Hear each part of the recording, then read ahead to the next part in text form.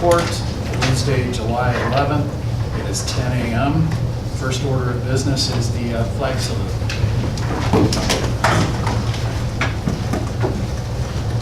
I pledge allegiance to the flag of the United States of America and to the republic for which it stands, one nation, under God, indivisible, with liberty and justice for all.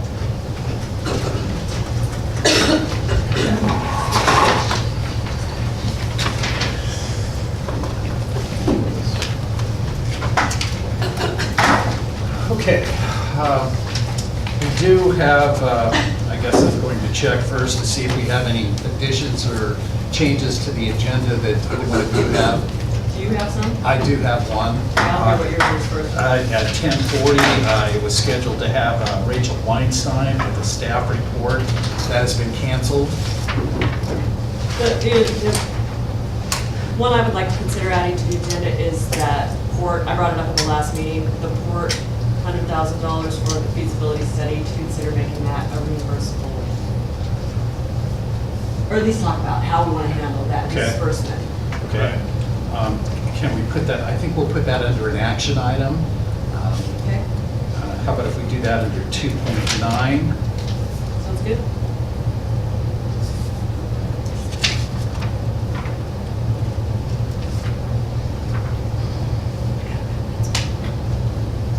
Okay. All right. At this time, we'd like to open the county court meeting up to individuals wishing to address the county court may do so at this time. And we actually would recognize you also throughout the meeting. Speakers are asked to raise your hand and be recognized by the chair, give your name, address, and limit the comments to about 3 minutes. Do I have anybody here that is interested in supplying a public comment?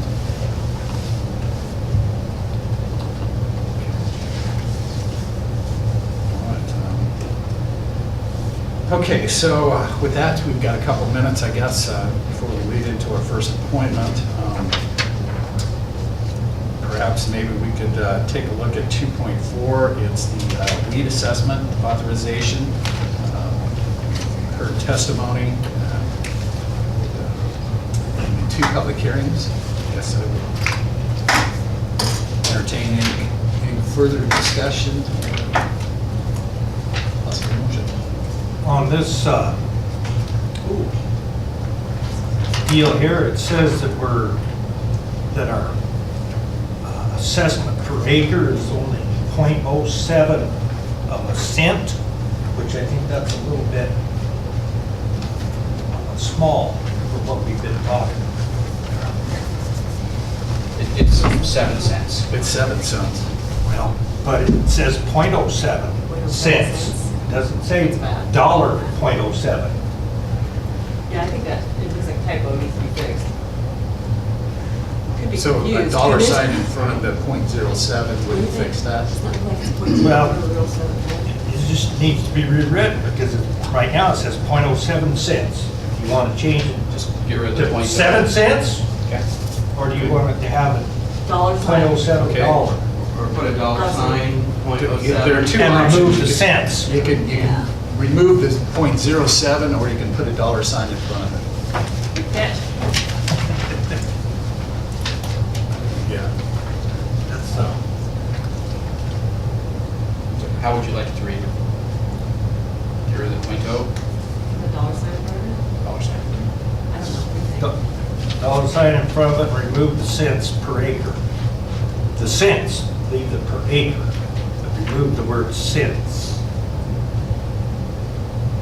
I don't know, even remove the 7, I'm not Yeah. sure. That doesn't, I could remove the 7 too. the 7 cents. Okay, so, Unless you put it in parentheses, the whole thing. Either way, we change it and we find, we have a record here saying that we want it to be 7 cents. Yeah, Per but this thousand, is, yes. this has become the record too, so there'd be a conflict. Okay.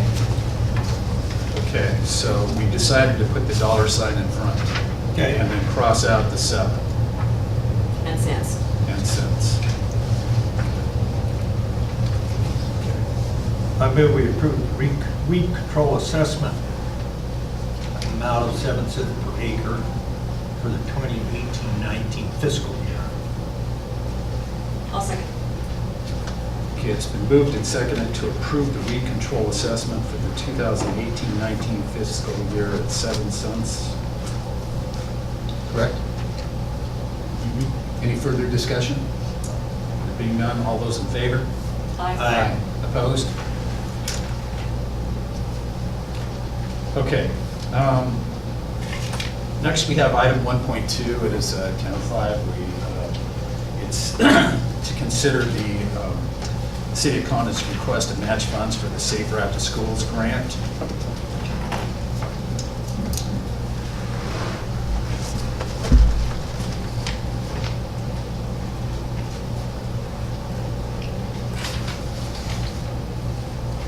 Can I provide you some information on it? Come on up, Catherine. So, I give you,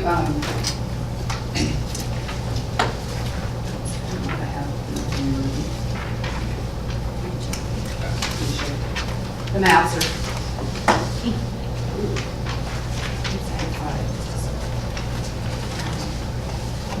I'm sure you get mine.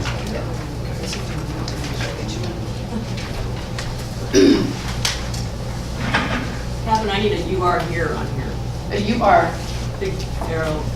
Okay, so here's the bus company. Courthouse. Here's the courthouse. You were there. Okay. Thank you. So it came to my attention, I'm Catherine Briner with the City of Condon, and it came to my attention that the ESD was looking at constructing a sidewalk along their building. They went out for bids and it was higher than they anticipated. I thought the county was looking at doing a sidewalk along the old building behind the library. And there were some other sidewalks going up by Jameson and Marshall on Summit Street to the school would be on also. So ODOT has a program called Safe Routes to School, and basically it is to provide a form of transportation to allow bikers, walkers, pedestrians to safely get to school. So when this came about, it came up, and I got a hold of the ESD and the county and the school and asked if they wanted us to submit this grant for the sidewalks that possibly the county, the school, and the ESD were needing. Included in this, in the map, I apologize, is not very good. The map, it's going to be the sidewalk over by, back of the library, the sidewalk beside the ESD on Summit Street, both over on Summit Street and on the north side of Summit Street. It will be the sidewalk from Main to to Ward Street by Jameson and Marshall, which is on Gilliam. Sorry, that's Summit. Gilliam is on the ESD. And then also we thought while we're putting this grant in, what we would also like to do is finally connect the sidewalk from Columbia Basin to the school sidewalk up by the park, and also connect the lower park sidewalk at the drive-in, from the drive-in to Mid-Columbia Bus. So I've got, part of this, the city right now has 2 active open grants with ODOT. At a sum of, we have one grant that's going to require a $50,000 match, which is the side M&A. The other grant is coming, it's a SIP grant, transportation improvement. It is not going to be constructed. We just signed our contract. That grant is going to be getting sidewalks on North Main, connecting the clinic to downtown. It will also go from the 4-way stop by Bennett's over to East Street, where there's a crosswalk for schools, but no sidewalks that connect to the crosswalk, and then to East Street. So that's a $500,000 project that we're dealing with, and that's going to be a $100,000 match. The other match by M&A is a special city allotment grant, and we think we're probably going to have a $50,000 match on that. So when this grant came up, thinking that all these people that were trying to get some sidewalks done, we are out of match money in the next fiscal year, and possibly into 1920. So I asked the ESD, they said they may be willing to put some money and support in any way we can. I've also asked the school, they have no money, but they will support this project. Because another thing that the city is also doing is there's another $100,000 ODOT grant coming up this year, and we want to apply for that one, which will require some match and redo the street, not the sidewalks, the street in front of the grade school, because it's in a mess. So what I'm asking is to see if, right now I have to put in a letter of intent at the end of August. I would need to know if the county is willing to participate in that, and if they participate, have some match to go for that. Possibly any money that you were planning on using for the sidewalk by the library, we could use as match. And at this point, we could get all those other streets done. The full grant doesn't have to go until mid-October, but you have to put a letter of intent in August. So I don't know, I did give you some estimates on cost, and these are very rough estimates, because what I did was Jeff Schott did some work for the ESD, and he's on the ESD board, and what came in was $100 per linear foot for curbs and $80 per linear foot for sidewalk. We also always include 30% for engineering, because we're gonna have it surveyed, engineered, and also I put in a $25,000 contingency. So I think that we have to have a 20% match, which is $50,000. So I'm asking to know, at this point, I don't know how much the ESD is going to put in. They had $17,000 budgeted for it, so I'm hoping that possibly we can get $15,000 to $17,000 from them. So we'll leave about $35,000 on the other side. Now, I believe I can put in the letter of intent. Obviously, I'm not going to have any of the more solid figures with the letter of intent. I have to have solid figures going into the grant. So I'm requesting the Gilliam County to see if they will participate in a match up to possibly $30,000 to get this project done. And I hate to even give a figure, because I'm not sure how accurate these are based on current concrete costs. Fairly close, though, I would think. I mean, Well- yeah, you know, just kind of rough numbers. I think we have just the footage that would go out in front of, well, what would be the south end of the warehouse building that the county owns. We had the discussion about demolition of that. And the numbers that she's proposed here, I think it's about 100 linear feet that that building is roughly covering. So with Gavin's numbers, that would be $100,000. Yeah, That's without curb. yeah. And this is with curb all This would be over. with the curb, so, it would be $180,000. $50,000 grant seems, being the grant match as opposed to what we've been looking at as far as, and we have a problem on the south end of that warehouse building. The big issue that I have is, if we were to tear the building down, that we have that sidewalk that we have to deal with. But Well, and this I don't think also- it would be that. Yeah, the timeline too is also, they're not even going to approve the grants until February of 2018. So Okay. it appears that it's going to be, the construction period will be in probably fiscal year 1920. So it won't even be in this next fiscal year, it'll be in the one after that. And also too, what I did not put into this was demolition. And so we could get our city crew to help with some of the demolition, but we're probably gonna have to either add in to do that, or part of the county crew or the city crew be involved in the demolition of it and prep. I should have got a hold of soil and water conservation, because they just put in a bunch of sidewalk. So it wouldn't be hard to get the $30,000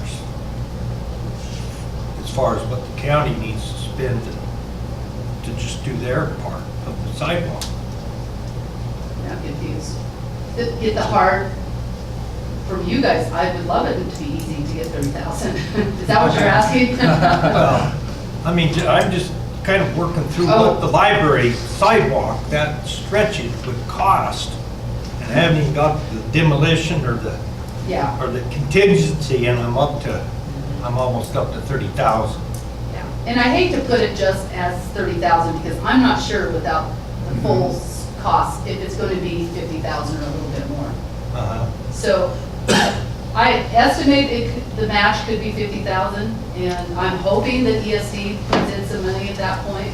But they Yeah. mentioned 17, so it could be a little higher. I think it sounds pretty good. It sounds like we ought to go to 30. I think we could go, the biggest, we have a line item for grant matching. We only have $35,000 in that grant matching line item. Yeah.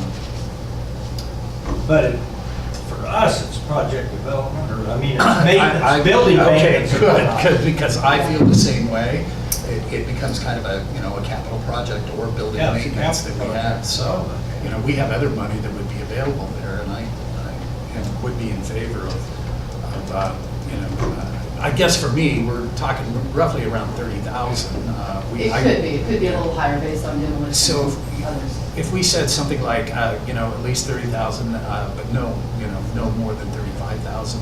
Yeah. Put a cap of 35, would you be good with that? Or- I guess what I would like for today is Okay. just to get the county court to approve to sign on to partner with this. And if it's up to 35 right now, Yeah. I need to wait for the engineer figures to come back in also. Okay, on this. okay. So we'll get the engineering, they're already doing some engineering on one of the sidewalks on Summit Street by Jameson and Marshall. Our engineers have already signed on to do that engineering. So if I could just get your approval to not a dollar amount, but to move forward to provide the match. And then if we get to October and we find out it's so outrageous we can't do it, then we can't do it. Okay. But I have to get the letter of intent in next month.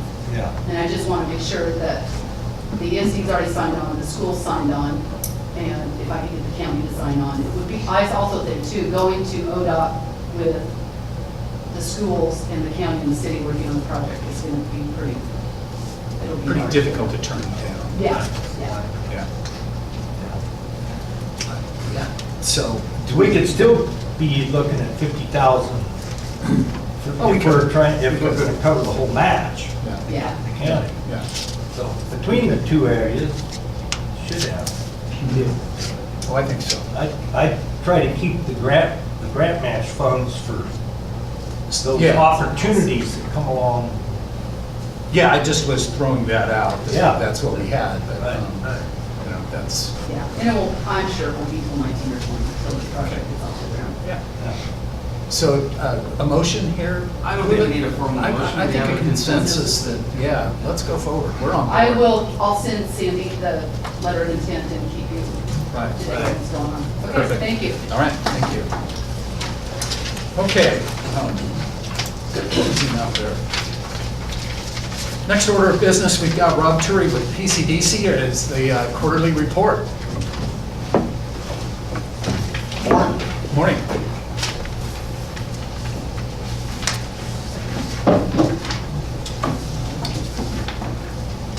Well, let me just say, so far, this has been frustrating but also informative at the same time.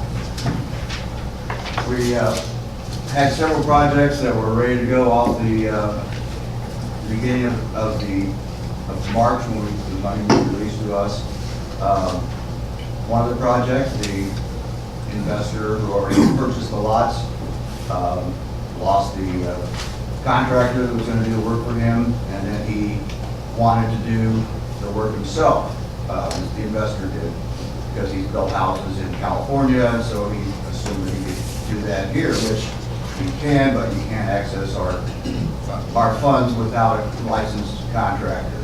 So that one sits there as well. The folks over here on Walnut that have the jacked up house also approached us, but they also are not a licensed contractor, even though there's a lot of experience, there that this person has done and has proven that they can do this kind of work. So again, they cannot access the program. We do have a rehab coming up in Arlington beginning in August, the purchase of a rundown foreclosure, but we'll take that off the market and put it back on in a new shape.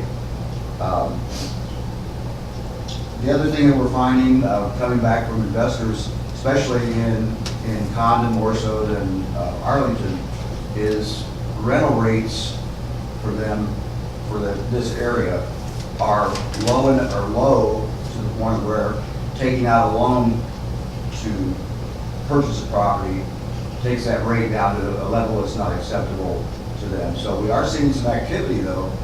One investor has purchased four houses just since the beginning of the year, but without using any borrowed funds. They have indicated that they would be more interested if we had some type of a grants program, sort of similar to what Sherman County has, which is providing a grant say $10,000, I think they have $10,000 per new rental unit that is created.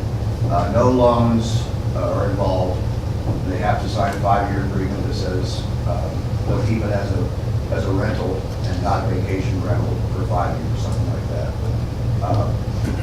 So it's been frustrating from that standpoint. Other things that are going on as well, as I think everybody knows, things are booming out there. Developers, contractors have a lot of opportunities that to them are more profitable than building a one-off house or a duplex in a small frontier county like this. They're building, 250 units over in Boardman. Pendleton's building several new housing additions over there, so we've got a shortage of contractors here that have an interest.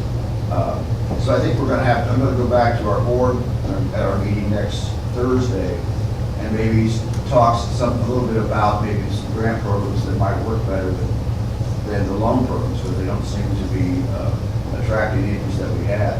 We've also had, which I find kind of surprising, but maybe it's a sort of a small town type thing where people are kind of hesitant to share their financial information, which of course we require, any kind of loan that you would take out for construction or anything else would require that you provide information.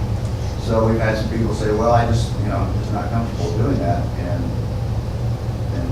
basically stop the process there. So that's been a little odd, I thought. I've talked to the Central Oregon Builders Association, Dave, which covers Gilliam County, Sherman, and several other counties, Grant, I believe, and they said everybody's just going great guns in Bend, Prineville. There's just no real interest in coming over to Sherman and Gilliam County. One thing we are doing, I'm working with the Chamber of Commerce here in Condon, and also Amy Coy, who has been a big investor in Condon real estate, was from Condon originally. The all-class reunion coming up in August. We were going to have a table at that particular reunion, talk to folks that are coming back about the projects or the programs that we have, try to gauge some interest from them. And we're also building a current inventory of the most likely vacant houses out there that could be rehabbed and that have water, sewer, those types of things. And some of those people will probably be coming to that reunion as well. So we're trying to do a little bit of face time there to garner some interest as well. But the other thing we're hearing too, which some of these things make sense. When you look at somebody coming in and building a new duplex, let's say in Arlington, what they're saying is that the cost of building right now has gotten to the point where they don't think the rents that they'd be able to get would make it pencil out. So again, it kind of comes back to that, would a grant of $10,000 or whatever help maybe fill that particular gap? So we may be moving towards a thing where we're spending less money than we thought we would need to. We're not spending, but putting out less money, and we may have to spend a little more money.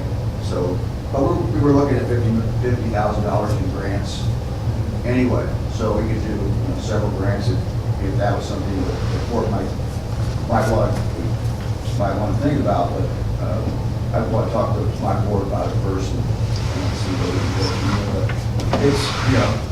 it's something that's going to take time to for this thing to work out. And maybe if we get a little bit of a slowdown in the economy, we'll have some people more interested in doing things here. But if you look around town, I think one thing that I've noticed, there's a lot of activity. I think that the newspapers, all the information about how we had the housing committee meeting, people all of a sudden realize that there is a problem here, and they're coming in, and we see construction going on in various places. But fortunately, I guess people have the money to do it themselves. So maybe the need for the loan money wasn't as big as we thought, but the need for housing still is as big as we thought. So I think we talked about this initially. We're going to have to modify the program as we go along, and at this point, I don't think we're far enough into it to necessarily feel like we have to go back and start over. I just think there's been a confluence of things that made it a little bit slower than I anticipated. So the Sherman County program, that's a rental subsidy program? And it's not a subsidy, it's a direct grant to the builder. So if you come in and build a new duplex, they will pay you $10,000 per unit, so you get $20,000 once that project was complete. But you have to sign a 5-year agreement that says that will stay a rental for that whole 5-year period. It can't be a vacation rental, it can't be a commercial, you can't turn it into a commercial project. But it's a direct contribution to the builder. Is it to the builder or to who will be the owner of it? Well, to the owner of it. Yeah. Not to the builder, but to Yeah. the owner of the, whoever puts up the money to do the thing, not to the builder. If it's a contractor to build it, obviously they would. It goes straight to the owner.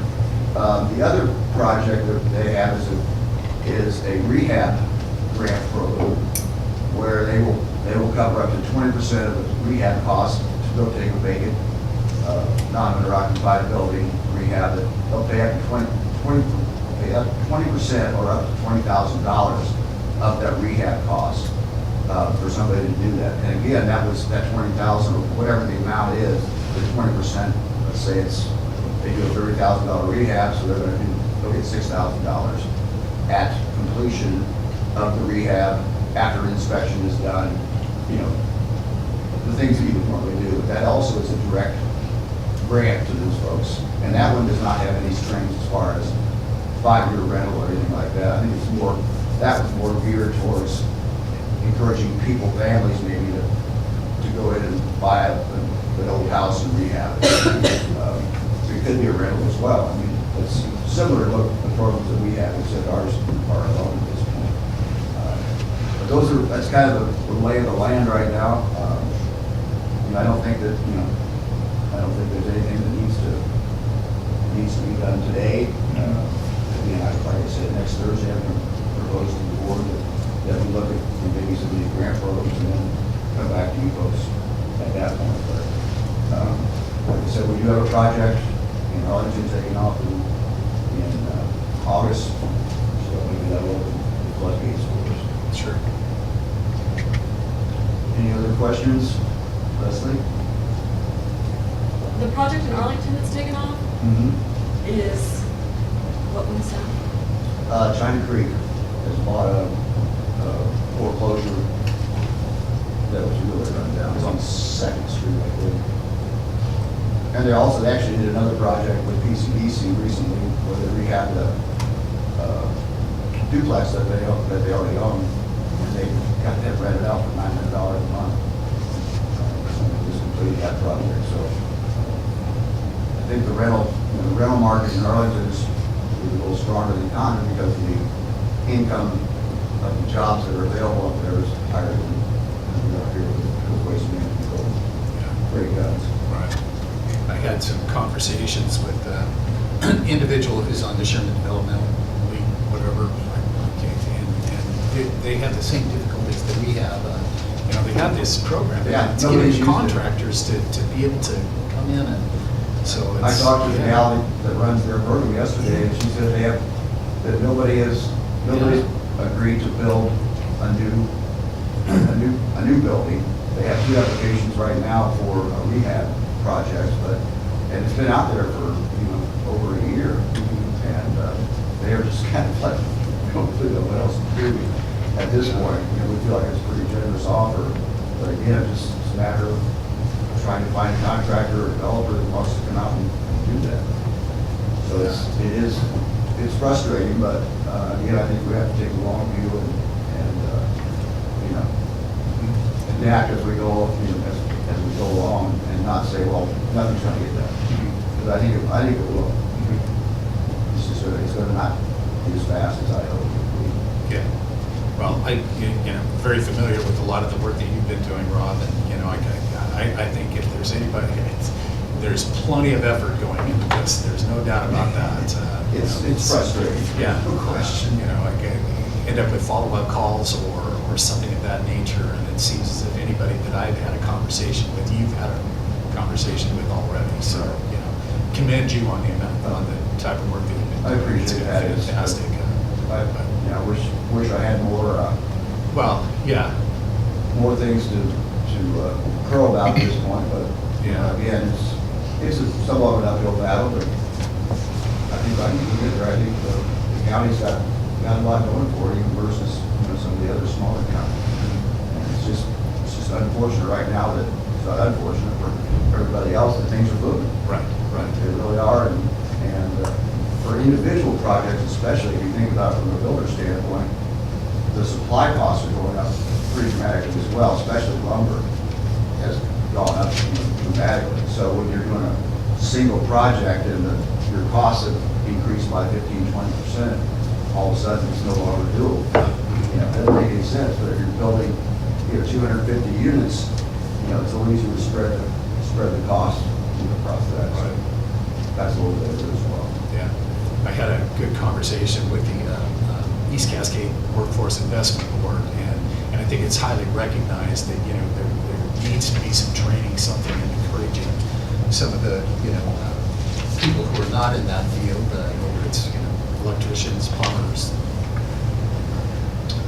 And some sort of contractors. Right, the local contractors that we have seem not to be super interested in taking on larger projects. Right.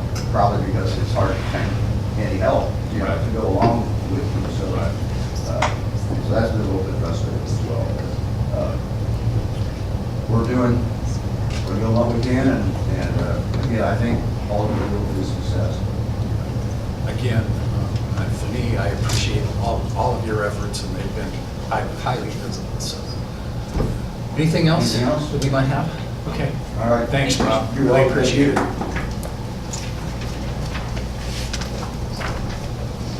Thank Before our next one, we have somebody else that's come in.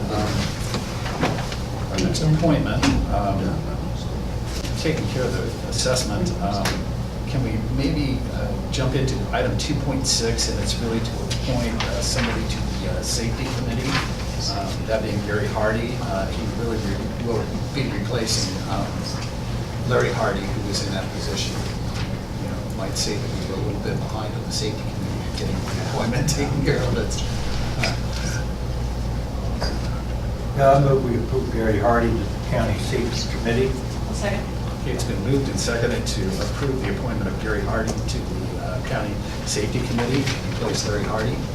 Any further discussion? There being none, all those in favor? Aye. Opposed? I'm going to jump into item number 2.7. There was some information that was sent out to you, and it's in regards to a lawsuit for pill payments.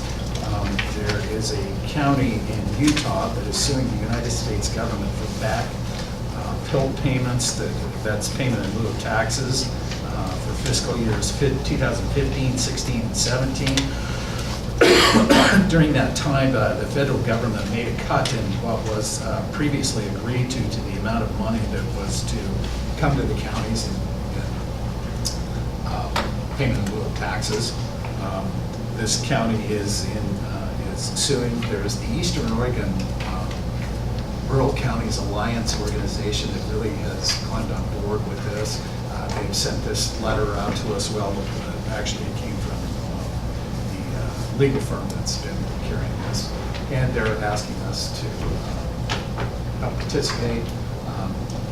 We don't receive a whole lot in payment of lieu of taxes here in Gilliam County, but I think as time goes on here, we're having more and more of the private land sales that are going to the Conservancy, who is turning it over to BLM, and we're increasing. So anyway, I didn't see anything here that any reason whatsoever not to participate in that.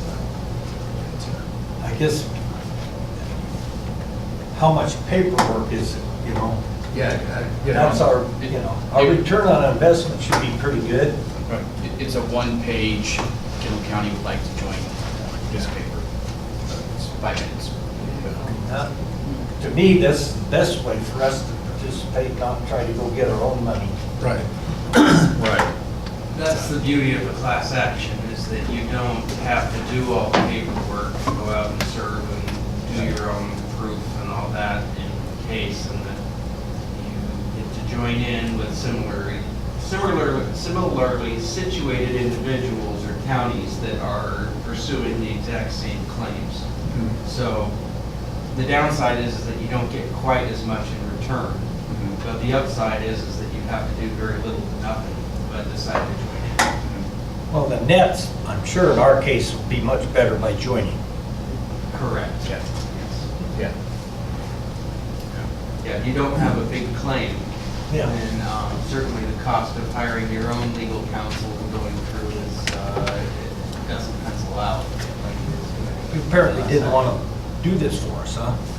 I'll do it for you, but I can't guarantee the outcome. I didn't even ask. Probably have to hire another whole staff to do it. Yeah. Something like this, yes. Yeah. Do we need a motion or is consensus okay? Oh, We had it down really as a, I think we need to, I would prefer motion. I move we join in with this health class action lawsuit. Second. Okay, it's been moved and seconded to participate in the joint class action payment in lieu of taxes.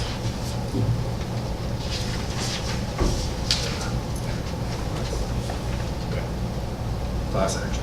Okay, any further discussion? There being none, all those in favor? Aye. Opposed? Okay, guess our next appointment is scheduled for 11 o'clock, so there's quite a few things that I think we can kind of begin taking care of here. We have the, and I see, I have Sheriff Betancourt and Captain Brown. If we move to item number 2.5, which is the City of Condon's policing agreement with the Sheriff's Office.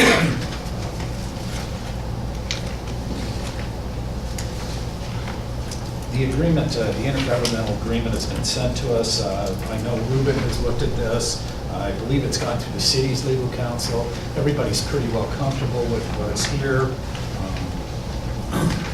and the main things that were changed from the last time we looked at it, or I should say, the only things that were changed from the last time we looked at it were those things that were discussed at that meeting in Arlington.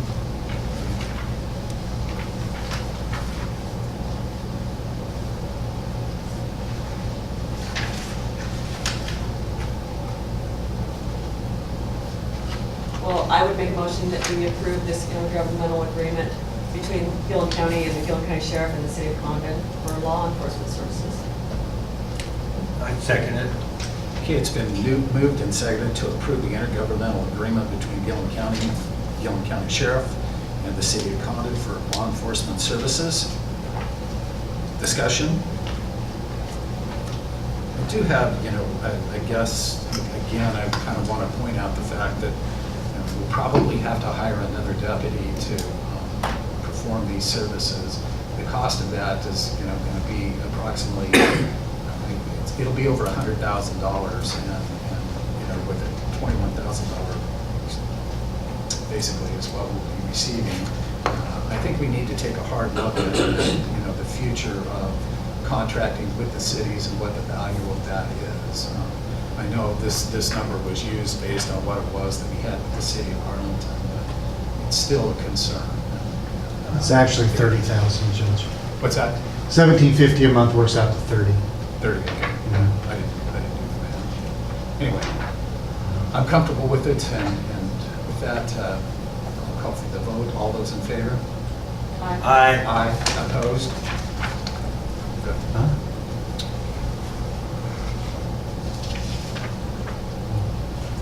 Okay.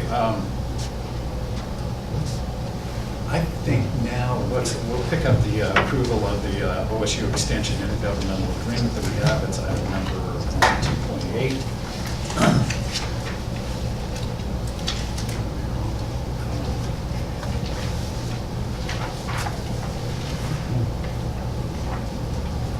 Yeah, Judge, you were right.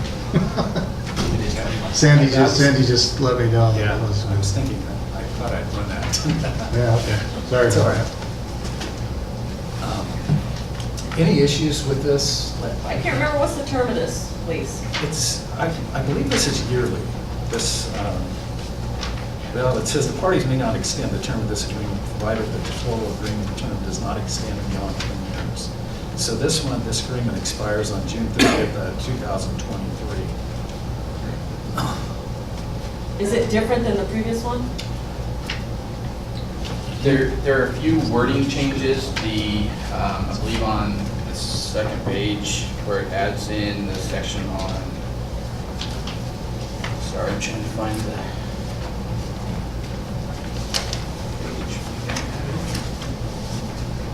Did you want to look at mine? I think you put some notes on there. Maybe I did, maybe I took it out. But there's a section on page 2 where it says lease agreement, number 3, that's new. Basically, it just clarifies information that used to be sort of spread out in the other sections. And so that's the major change. And then on the last page on the attachment A, that's changed slightly to reflect the The what now? on attachment A at the back.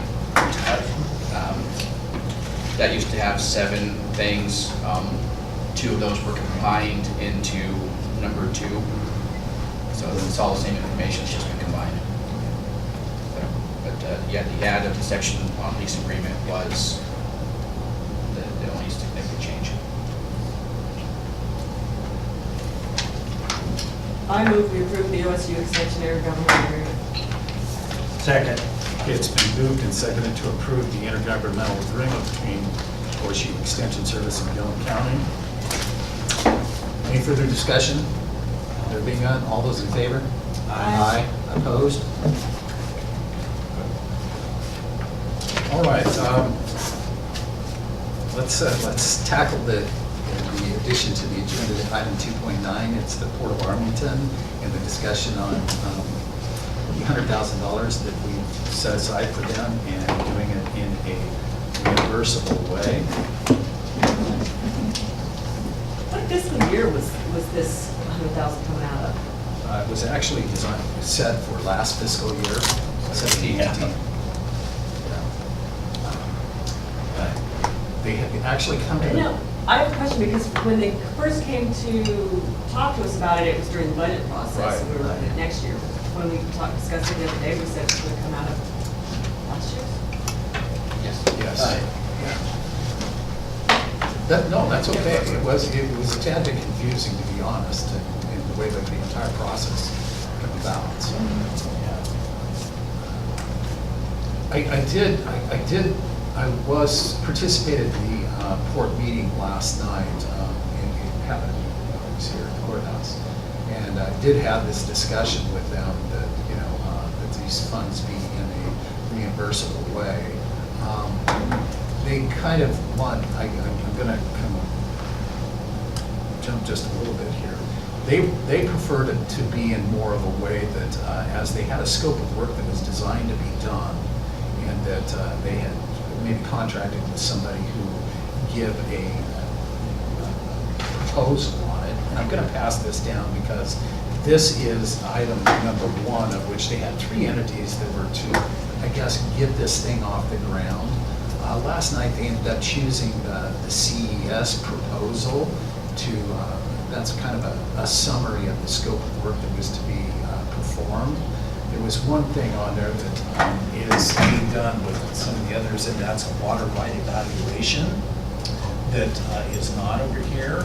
And so they were looking to move that over into that particular column. The issue with it was what was really within the proposal. Again, that's a summary of the proposal. What was in the proposal, the entire document that was sent to them, it does say water right evacuation. It just was not within the summary, but they still did insist the fact that that would be something that they wanted for sure to be in what is to be done. So when they decided to vote as to which entity it was that they were going to choose, which was CES, they capped it at $17,000 as opposed to $15,700 in the quote. So that, I guess the proposal that they were giving to me last night was that here they are, they have one of those that, okay, now they're going to be out. Would it be okay to ask for the funds based on what that would be? And that they have a plan to go out, they've chosen somebody to go do the work, and it's gonna be $17,000 that would be delivered to them prior to the work being done. Now, I had suggested that it be done based on invoicing and that we reimburse the invoices. But there was what I was delivering that I thought would be the best thing, and then there's what their counter proposal is. So what is exactly is CES doing for them? It's not the full feasibility study, is it? Well, Because, no, I don't believe that it is. I think it's really just kind of taking an initial look to see, is this something that could even be possible to work out? It would be working with some of the agricultural, the farmers in that particular area. Ruben was there also, so if you have anything additional to fill in, please. Well, the thought about feasibility studies is that you can take them one chunk at a time, and you can do the initial, take a look, see if this is something that's worth going after, and then with that initial study, you're identifying things that need to be looked at further, you're identifying things that you can check off. So it's the first chunk to find out if this is even doable or just pie in the sky. So that's, so if the results of this initial look are good, then they go to the next step and say we need to further analyze X, Y, and Z. Well, this year we have a plan, of what they're gonna spend the money on, which has kind of been what I've always been concerned about. It is, yeah. Yeah, they can come and propose the whole thing and we can we can agree to funding it, but it still takes a little, it takes these more defined project outline and more communication that I'll say again, that we didn't have with the grade map. And I feel comfortable with giving them that initial amount of money to cover this up to 17,000 at this point. I don't see cutting a check for 100 right now. Yeah. And I think we're all in agreement over that fact that, a closer monitoring of what's going to happen with this, as opposed to, here's a check for 100,000 and then we do a 17,000 portion of it, and it's not going to work out, kind of thing. We need to have something that says, we're not going to use the money, bring it back, and this is a way of being able to do it, I believe. I guess my comfort level would be more in Port as you begin these projects. Bring the invoices back to us, as whether we're talking, let's call this phase 1 and phase 2 to be handled, as opposed to, we don't know whether they're going to spend $17,000 or $15,700. I just feel that That's where more responsibility in the fact of having the invoice come back to us. That's where you'd rather have it reimbursable. I would, Yeah. but I'm one of 3 here, so. And, it's- well, and I'm sure they've got money, they've got some cash that they can, working capital. can I ask a question about that? Just because I was not totally clear on the Connect Oregon money. Because that topic keeps coming up, Yeah. the $1 million or however much it is, and I just want to make sure I understand it. So they refunded them that, but was it county money that allowed them to do that much in the project that they ended up getting money back from? Can you just quick nutshell. Oh, boy, it's so much more complicated than the ability to give a quick in a nutshell kind of thing. Go ahead, Commissioner. I mean, you were in the middle of an awful lot of this. I think, you know, in the very beginning, I wasn't in on it. Right, right. You know, I started my commissioner work just as we took the golden shovel and the Indians grabbed and ran with it. So most of the money, since I've been commissioner, has all been in legal fees, which we don't seem to have any, you know, recourse. Right, right. Yeah. But there has been a certain amount of, you know, there was in-kind stuff the county did through the road department. And I can't tell you how many dollars there. That was, So to kind of discuss a little bit, and what I know, which is, you know, I guess, the first thing that needed to be done was a bridge built over the top of the railroad tracks. And that bridge funds were received from Connect Oregon. Now, along with that, there was some in-kind work that needed to happen to be able to get a bridge there. I mean, you know, you had to build accesses to it on each and every side. So that's really where the county come in on a lot of this, was supplying the rock and supplying the in-kind work to get a lot of that done. Then they received the Connect Oregon grant that I think was $1.2 million, but I'm gonna have to get back and refresh my mind. But that's what it is. Yeah. So, Yeah, I want to say the entire project, Leslie, was a little over $3.5 million. Okay. That's the docks, all of this being involved with it. So when we had the agreement with really the Corps of Engineers to reimburse the port, the county, so on and so forth, that reimbursed funds were for everything but what was done on the bridge area. Right. Their belief is that with that bridge still there is still something that can happen down there. It's just the water portion of everything that they reimbursed for. So that was $1.4 million, I think it was, that they received back. Now, the port keeps claiming that they don't want to use that money because they're afraid that this Connect Oregon grant will be, that Oregon will ask for the money back. And how do we get a definitive answer on that? Well, I spent a lot of legislative time on this, and you know, as I've explained, that we still have a bridge that's functional into the port area that we have. Right. You know, yeah, what we're able to develop out there in the future, I don't know yet. It's not matching what was in the Connect Oregon grant, but it's still there with some adjustments. And legislatively, you know, basically what I've heard is that, you know, okay, it is what it is. This was a difficult situation, that we can really point the finger back at the federal government and saying, you know, you didn't quite check all the boxes that should have been checked. Is that fairly close to? I mean, Right. Thank you. Yeah. That helps me out, because I'm really confused about it. Right.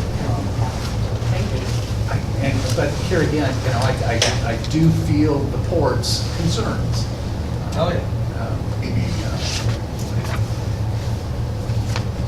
I got better. Okay, better. I'm sorry that, yeah.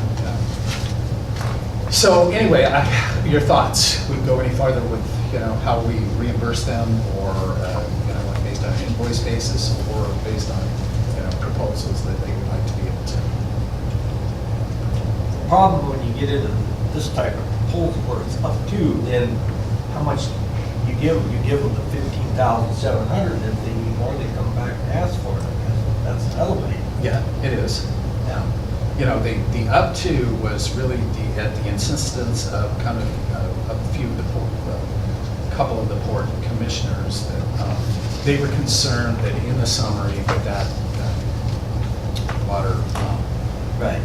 thing was not there. Although, you know, I did look at the proposal that come in from CES that was on that. You know, they got 3 proposals from each one. But again, you know, it was something they insisted on and added $1,300 to it. Is there any more that maybe I missed? No, Okay. that's it. So if we decide to do this in some sort of reimbursable fashion or a little bit at a time, how does that work with the taking it out of this fiscal year, the previous fiscal year? That's a good point. That's a good point. Yeah, it really is. You know, I think, I'm trying to go back on memory of where it was that we decided to go. It seems to me that we had looked at that out of our SIP discretionary funds. And, you know, for this fiscal year, there isn't a whole lot of additional in the SIP discretionary funds as far as what we had already promised to put out. There is a little more than $100,000, but not much more for that. So this is probably really going to come out of the next fiscal year then? I don't think so. I mean, maybe not, well, Yeah, I mean, we've done this an awful lot, and I'll give you an example. The Columbia Hills Manor Group, we had promised them $1.8 million each and every year. We kind of rolled that over into the SIP discretionary funds. There were a couple others that we had. Earmarked. Yeah. The only thing that's a little bit different than on this one is, again, during budget time, it was denied. Right. Out of the funds that Right. are available. During that time. But we do have, again, just, you know, there's enough of a buffer in the SIP discretionary funds that we can.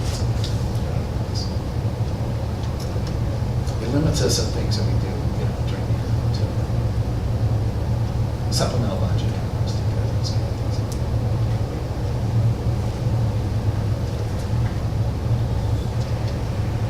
So, to make a motion then. Well, I think if we had it, you know, I guess there's one more thing that I need to add here. It was a communication that was sent to me this morning at 9:40. It's from Les Rourke, he states, as I have spoken to each of you about by phone this morning, this send shall simply serve as a record of my support for making the recently allocated grant to the Port of Arlington, one that's considered to be a reimbursement grant, for which the port submits its actual expenditures for reimbursement. Please make this communication part of the record of today's meeting. Thank you, Russ. So, you know, he did talk to me this morning. We did converse what I had relayed to the port board last night. So, now I guess this is the time it's any to begin the record. I got it.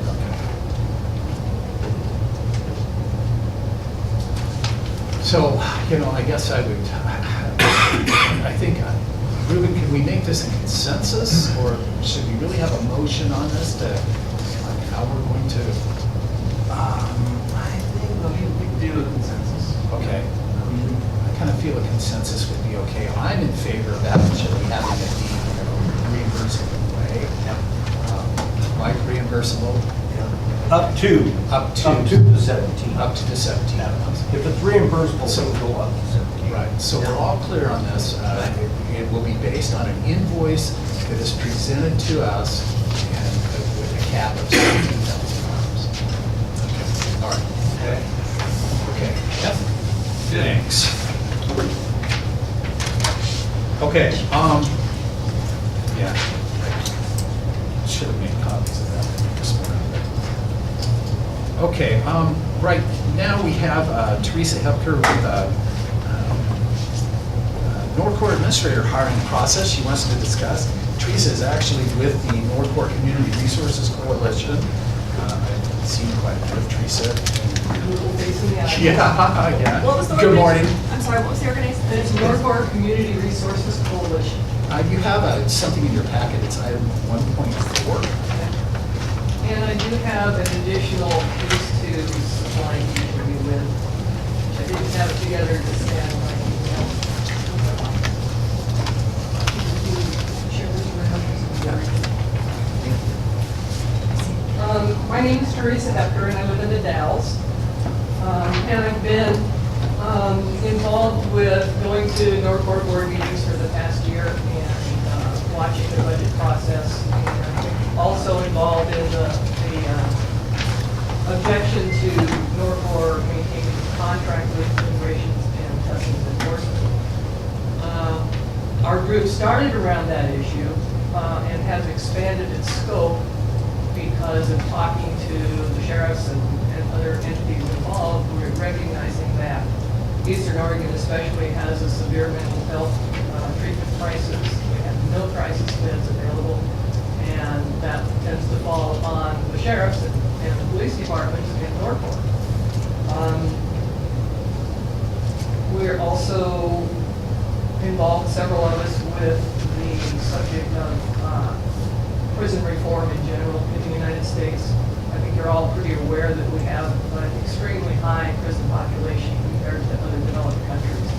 We've gone to mandatory sentencing, which I think, in my opinion, just revolves into a punitive system rather than a reformative system.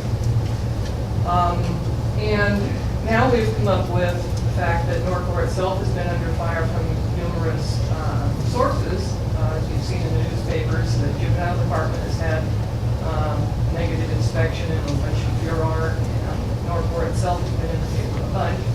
And that's culminated with a lawsuit that was settled. It's called the Maldonado case, where NORCOR ended up paying $40,000 for holding a man beyond his scheduled release date in order to communicate with ICE that they had him. ICE eventually, I guess, decided that they didn't want him and they let him go, but he was still held beyond his release date, which is contrary to the information that we've been given in board meetings by Mr. Brandenburg throughout the year. Now, Mr. Brandenburg has submitted his resignation as we've entered into a hiring process for a new administrator at NORCOR. And the concern I want to focus on today is that it seems to be on a fast track, that they received Mr. Brandenburg's resignation on the 21st of June, and they posted the job, and applications are due the 20th of July, which is just a month.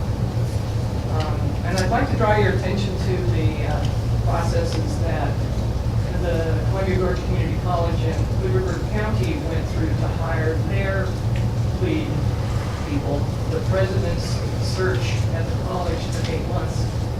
The administrator's search in Hood River, I believe, took about 6 months.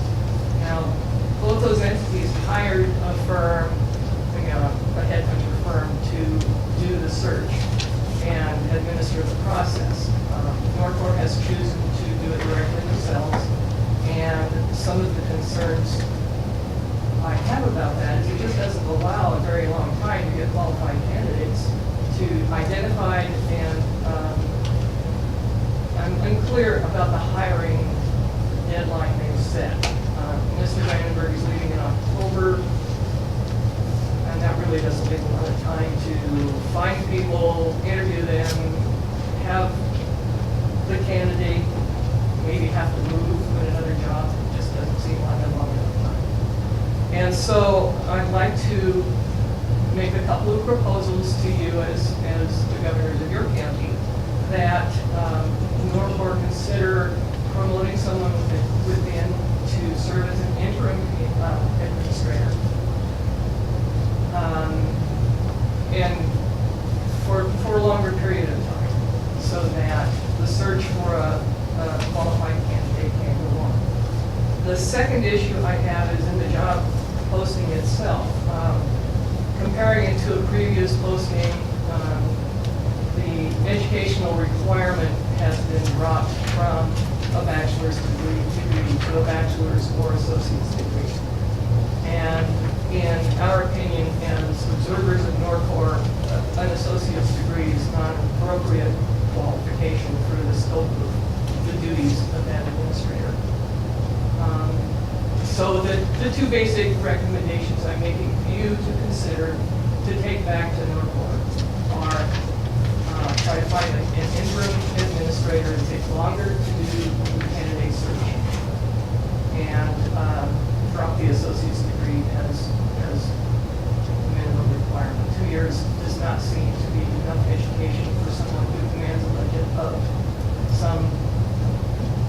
$1 million, 44 employees on one side, 12 or 14 on another side.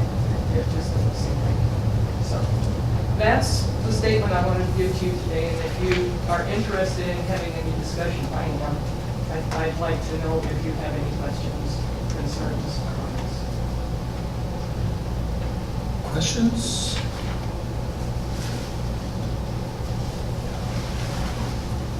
So just, a little bit, you two are even unaware of the fact that we had the resignation of Director Brandenburg, simply because the last time that we met, June 20th, the very next day, June 21st, was a NORCOR meeting at which that was announced.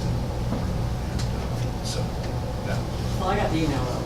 Yeah, well, we wanted to make sure that everybody, it was informed that, wasn't part of our public record at that particular time. Teresa said because June 20th was our meeting date, June 21st was the NORCOR meeting. One of the things that we have observed is because the NORCOR board only meets every 2 months on a normal basis, it seems like the board is not as intimately involved in administration as many of the other governmental entities in our area. You meet once a month, twice a month. I don't know what your meeting schedule is, but you have a lot more to do, obviously. But I would really like you all to take a close look at what's been going on in NORCOR. And Wasco County is the single largest portion of the Wasco County budget, and the same in Hood River. And we feel it needs more hands-on attention from the NORCOR board than it's been given. I'd like to respond to that. Sure, I'd like to hear your response since I First have of all, that. in statute, ORS, the jail is actually operated by the sheriffs, yes. The sheriffs are there on a daily basis. I don't know of any time that I am unaware of the fact that contact with the sheriff and the NORCOR operation, I think it happens daily. So, as far as the NORCOR board goes, it would be very similar to this organization here. Even if we had our own jail here, we would not be a part of the everyday operation of that jail. That would be handled, we handle the finances, we handle a lot of that, policies, things, so on and so forth. As far as the oversight of the way the jail gets operated, that would be the sheriffs, and they do it in a way that they feel is best in handling people We did meet who are with Sheriff incarcerated. McGill, and he explained the legal requirements. The sheriff is in charge, or we have this new entity, so-called, Yeah. 4-county, that makes it more difficult. Yeah, it is, it's, I'm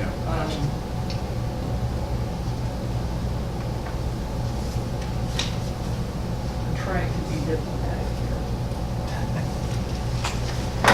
Under Mr. Brandenburg's leadership, I think that NORCOR has drawn a lot of criticism and attention, both from the public and from legal aspects. There is still a lawsuit pending against NORCOR for Wasco County taxpayers for violating Oregon's sanctuary law using public money to assist ICE.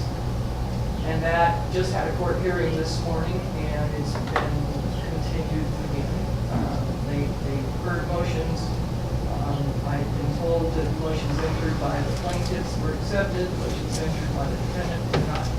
That's really all I'm told. So that court case still has considerable potential to affect how NORCOR operates and how other entities in NORCOR operate. And I'm still kind of learning about how all the pieces fit together and who can do what. And it seems like talking to you was a good first step for a wider communication. We've been trying to communicate with the sheriffs and the commissioners in Wasco and Hood River County and Wasco County because of the lawsuit against NORCOR. We've kind of been cut off from most of those conversations. We've had not allowed to talk to anybody about NORCOR in a private meeting. So we were ahead with understanding better what was going on, kind of got started, and now we're learning a little bit more. So, And in response to what Teresa just said, their legal counsel has advised the NORCOR board and those involved to cease their communications for a period of time. so I was able to come speak to you, and I do appreciate that opportunity, and I hope that you'll do what you can. Yes, I believe in the fact of, everybody hearing both sides all the time, communicating as much as they possibly can. And Teresa and the NORCOR Community Resource Coalition has worked very, very hard. And we don't Getting intend to their- quit doing that. Yeah, getting their point of view out. Yeah. It's been So greatly appreciated. It's been nice to Here. see you in action today. I think that Yeah. you have a good working board here. Thank you very much, Teresa. It's really good to see you. And I do have one comment that's out in the audience here that I would like, if you wouldn't mind, Katie, it's best if we just kind of read it real quickly.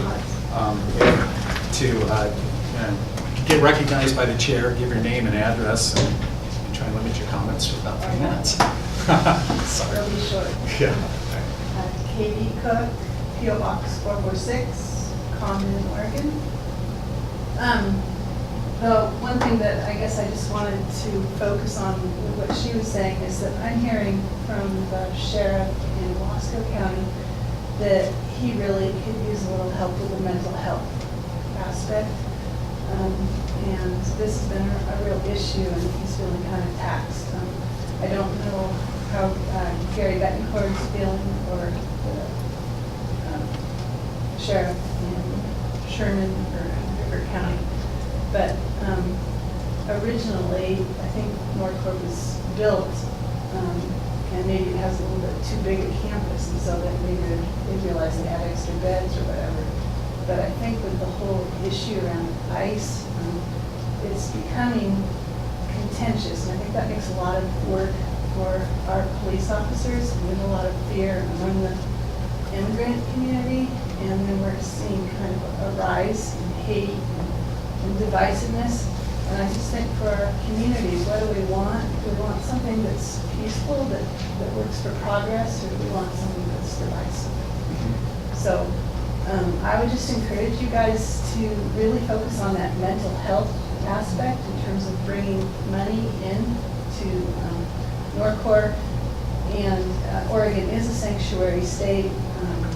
There have been some statements by, I believe, Brandenburg, that all the people that are there with ICE have also committed other crimes. Apparently, that was publicly stated and now taken back, that there are ICE detainees in there for the sole reason of just documentation. And most people who are undocumented will tell you that if there's a danger to society, they want people in there. They don't care if they're documented or whatever. But I don't think that it's the best use of our resources to be locking up people that are not a danger to society and are creating more divisiveness in your porch. Good. Thank you. Thank you. I like the education requirement, I think is a critical thing, in hiring this new person. And we do want to lower the standards for who we're hiring. It's a challenging job.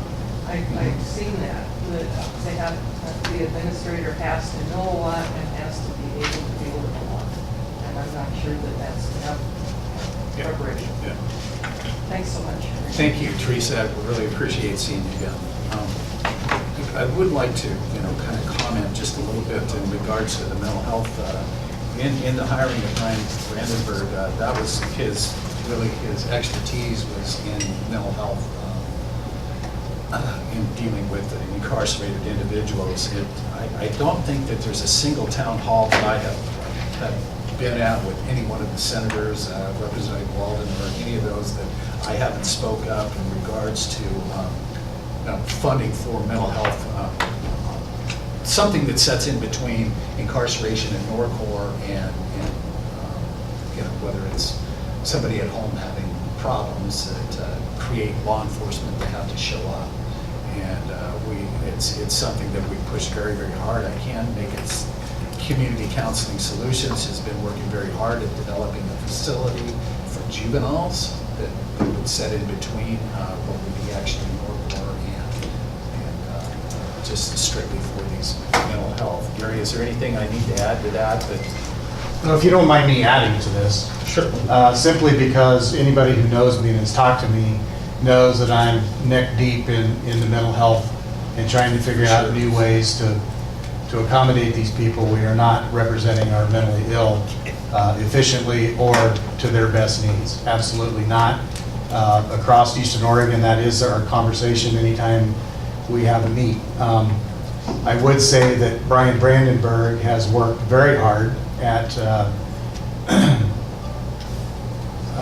helping our mentally ill. And we know that at least a third of our people in jail, and oftentimes more, are in there with mental health issues. And that is why we've developed a mental health wing in NORCOR and hired specialized people in that field to care for them.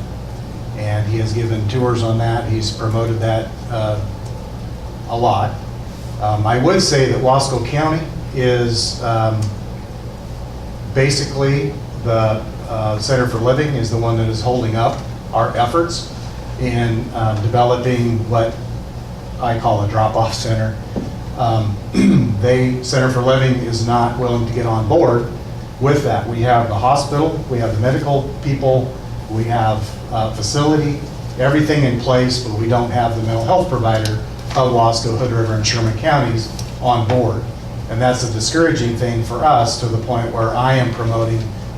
We have the facility, we have MCMC on board with doing medical assessments. Let's just go out for an RFP. We don't need Center for Living holding this issue up. Center for Living's issue, and I do agree with him on this, is a corrections setting is not a proper place for people who need mental treatment. Now, yes, this is in NORCOR. It is in a corrections setting. However, it's going to be completely separated off from the jail. But how do you make that look, warm and friendly and to meet the needs of our mentally ill? I don't know. I don't have the answer to that. But that is Center for Living's concern. However, can we get the program going? Yeah. We have property that we can put a facility on if this works out. There are other people willing to build a facility. I just don't understand why it happens to be Wasco County that's holding this up. I mean, it is the Wasco County Mental Health Program. Right. So I don't know why there isn't more force from that, or more pressure from the Wasco County Commissioners to get that off the ground. It's there, the program's in place. I mean, Brian's got it all figured out and got the right partners. But anybody who knows me and has talked to me knows that mental health is my top priority. When we deal with a mentally ill person in our county, we can look at 10 to 18 hours with that person because nobody knows what to do with them, and the state of Oregon's system is screwed up. And we are working through OSSA and our chiefs and sheriffs in Eastern Oregon. Let's just find a place where we can get them the proper care that they need. Right now, we're not doing that. We're failing horribly. And it is an issue. And you talk to any police chief or sheriff, they'll tell you the same thing. We're aware of it. So. And just to add to what Sheriff Bencourt is, it's not necessarily a region issue, it's a state. It's and statewide. actually national issue that is going on. And really getting our congressional people to fully understand that this is really something that it's not at the 60,000 foot level. It is actually in the weeds and in the grass.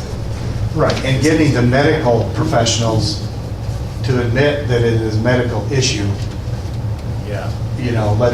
When we take them to the hospital to get the required medical clearance to go to a facility, only then can we find out if there's a bed available or not. Yeah. But we walk in the hospital and they send it directly to me, what'd you bring them here for?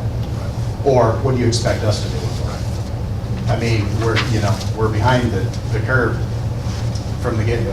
And I have, just, I've toured the facility or taken a tour to, I've had the director of mental health for the state of Oregon, I can't remember her name right now, and I feel awful about that. We toured the facility, Kevin Campbell with Gobi has toured it. I've also toured it with a couple of different people from Center for Living, and the big concern is actually, this is, utilizing the NORCOR facility, is it is perceived as a jail as opposed to something different. So consequently, they're reaching out to the congressional people, legislative people also, and saying, we need to begin, this country needs to begin focusing on something that is in between that's, I think to quote Sheriff Bencourt, a little more warm and fuzzy for these people. Just appropriate for, Can I make one quick comment? Sure, Kitty. Yeah. I applaud your efforts on this, thank you, because I know how hard it must be. I was just wondering, could like community counseling solutions or any of those other groups, I get mixed up on which mental health groups are around that could maybe help with this. yeah, well, any mental health group. I mean, law enforcement just want a facility in Eastern Oregon. I personally don't care where it is. Right. And I think, again, we're looking now about a regional approach. We are. Yeah. We all want it, we all need it, and somewhere out there, we can put enough money together in an abandoned building, whatever it takes, to have an appropriate facility that they can get care more immediate rather than 15 hours down the road. I mean, how are we helping them? So, To kind of answer a little bit, Center for Living actually is the mental health of Sherman County and Wasco County And- contract with them for And mental health services. Oh, okay. Gilliam County, we contract with Community Counseling Solutions. Okay, and that was my question, are they, are they working together? We're No. No. And then we moved from the Center For Living, yeah. for Living back when Judge Shaw was here, and because we were not getting the services from them. And so that's part of the history too. And we look at what the state of Oregon's done to our mental health facilities. Yeah, they didn't keep them up, they threw them away, they dismantled this program. And so, now they expect us to, pick up the ball. well, I look at law Education enforcement as the program. first responder to mental health crisis. And the majority of them are not dangerous situations. And I mean, John's a great guy, but this is not friendly to somebody that's, Right, that's what I'm you know what I'm saying? And so they throw us in that Yeah. position, and it's not It creates tension. the best scenario. But it's all we have. So, Thank you. But on behalf of, the Gilliam County Sheriff's Office, Dale Scoper, City of Condon, and Community Counseling Solutions, almost in every situation that we have, Community Counseling Solutions ends up with a person there almost immediately to work with law enforcement on any of these.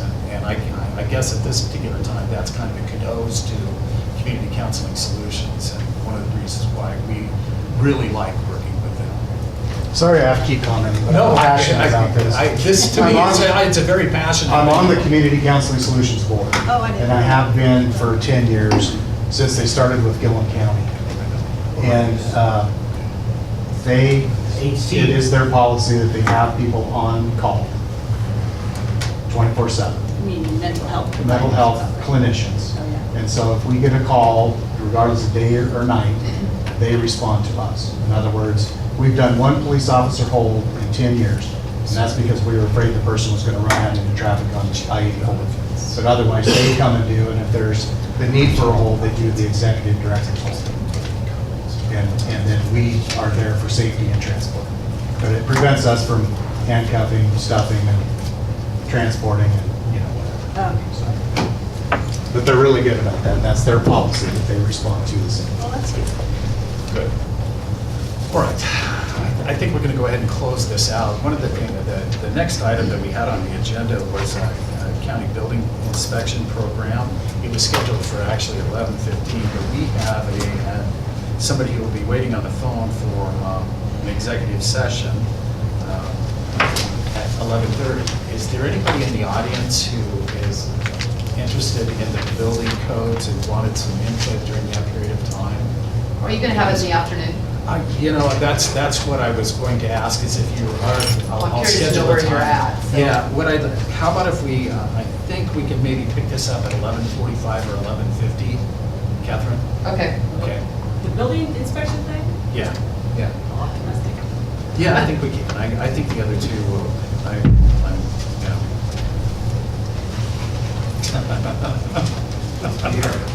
It's Pierre. Okay, should I go in the afternoon? Yes. Okay, all right, let's pick up a time in the afternoon. Let's see when we can maybe, I know. Catherine, before you leave, I'll schedule a different time, so. Probably sneaking in that first one that bought up. Okay. Let's go, we'll try and fit it in around 1. Let's put it at 1 o'clock and we'll kind of move everything down. Okay. Okay. Thanks. Yeah, thank you. All right, at this time, Gilliam County is going to move into executive session. That is under ORS 192-662D, labor negotiations.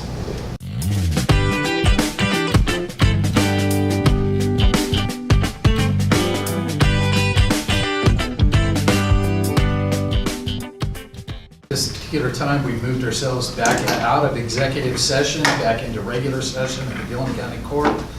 It is 12:35. At this time, we're going to recess for lunch. Out of actually recess, we can put ourselves back into meeting mode here. It is 1 o'clock on July 11th. We're in the Gilliam County Courtroom. Our next order, or next appointment order is item 1.8. It's to consider adoption of the county employee volunteer criminal history policy background check. This was sent out to everybody. So we're really trying to make sure that we're covering all our bases whenever we begin doing these things. A little history on this, Sandy. I'll let you, I Probably believe this Chris would comes be from best. Chris at Simmons.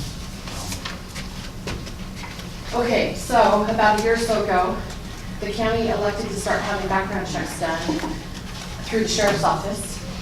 So the application that the Gilliam County gives out to employees and volunteers has a page that states that they will be, have background check done, and they have to sign their name, and I think they put their driver's license down or something like that for a release for me to run their driving records and criminal histories. So in April of this year, I was LEDS audited by the state, and one of the things that they said, in order for that to occur, that the Gilliam County has to have a policy and or ordinance and or resolution in place. So they sent me some samples, and the sample that you have in front of you, actually, the one you have in front of you, actually came from Tillamook County. And I just kind of took time, typed it up, and sent it to Sandy, and then Sandy reformatted it in the policy format, right? Right, so it's actually changed from Okay. what you submitted. It's a lot of the same language, but put it in our format, added a couple little tweaks from some other counties, and then sent off. Ruben went through it. Yeah, and I had done quite a few changes. The ORS cited in there has been completely renumbered, it's now 181A, so I got those back to Sandy and changes. Citing current statutes and regulations. So some of the stuff that you have to realize though, even with this policy, how we started it was whoever's department was hiring at the time would be the person that would bring me that form. And then I would run it, and then at the bottom of that form, all I do is I put down valid DL, and I put down either no CCH or yes CCH. And then I signed and dated it and stamped it from the Gilliam County Sheriff's Office and gave it back to the person who brought it to me. Now, if there is a CCH, it's up to you, the Gilliam County, to take it a step further and fill out this form that's online with OSP and pay for an actual background check to be mailed to you, an actual criminal history to be mailed to you, because I cannot print one out, I can't give it to you, I can't give it to anything. So that's an extra step that you need to take if there is one that comes back with, yes, they do have a CCH. And there is a way to get, to actually For the sign up- record, CCH stands for. Criminal history, it's a criminal history. So, there is a way to actually sign up on the OSP's website to become an actual registered customer, where then you can set up a billing process for them if this, and and a lot, most of these I've done in the last year or two, I can only remember a couple of people that actually had CCHs. So, and the other thing is too, is when you do go to OSP, submit that form and get one of those back, where is that gonna be kept? That was another thing that has to be talked about, and that's up to you guys to figure that out. So anyhow, just a couple things. And so on that last note, in the policy, it says that it will be, those reports will come back, they will go to the clerk's office and be put in the employee's personnel file, not for public access. And yeah, a lot of the changes that I had to make from what Chris had was that it was all based on go to the HR department or whatever, and so I had to adapt those things to fit what we actually have here. And this does cover volunteers as well, which is good, because the fire department's EMS, they like to use me to do their initial background checks. And I also just found out this year that we will be doing background checks on all of the fair board superintendents as well. The fair division, the Oregon State Fair Division says that they are doing background checks for their local county fairs now, so we have to send all of our fair superintendents the application and have them fill it out so I can do background checks on them here in August. So it does cover volunteers for Gilliam County. Other than that, it's a must, because if you don't do it, or if we don't put a policy in place, then I won't be doing it anymore, according to the state of Oregon. Because they said, with the policy in place, I can't do it. It's something at this time, we can get kind of a preliminary done to check and see if there possibly might be an issue that we're going to have to pay. Otherwise, we can really sign up for a firm that will be paying immediately.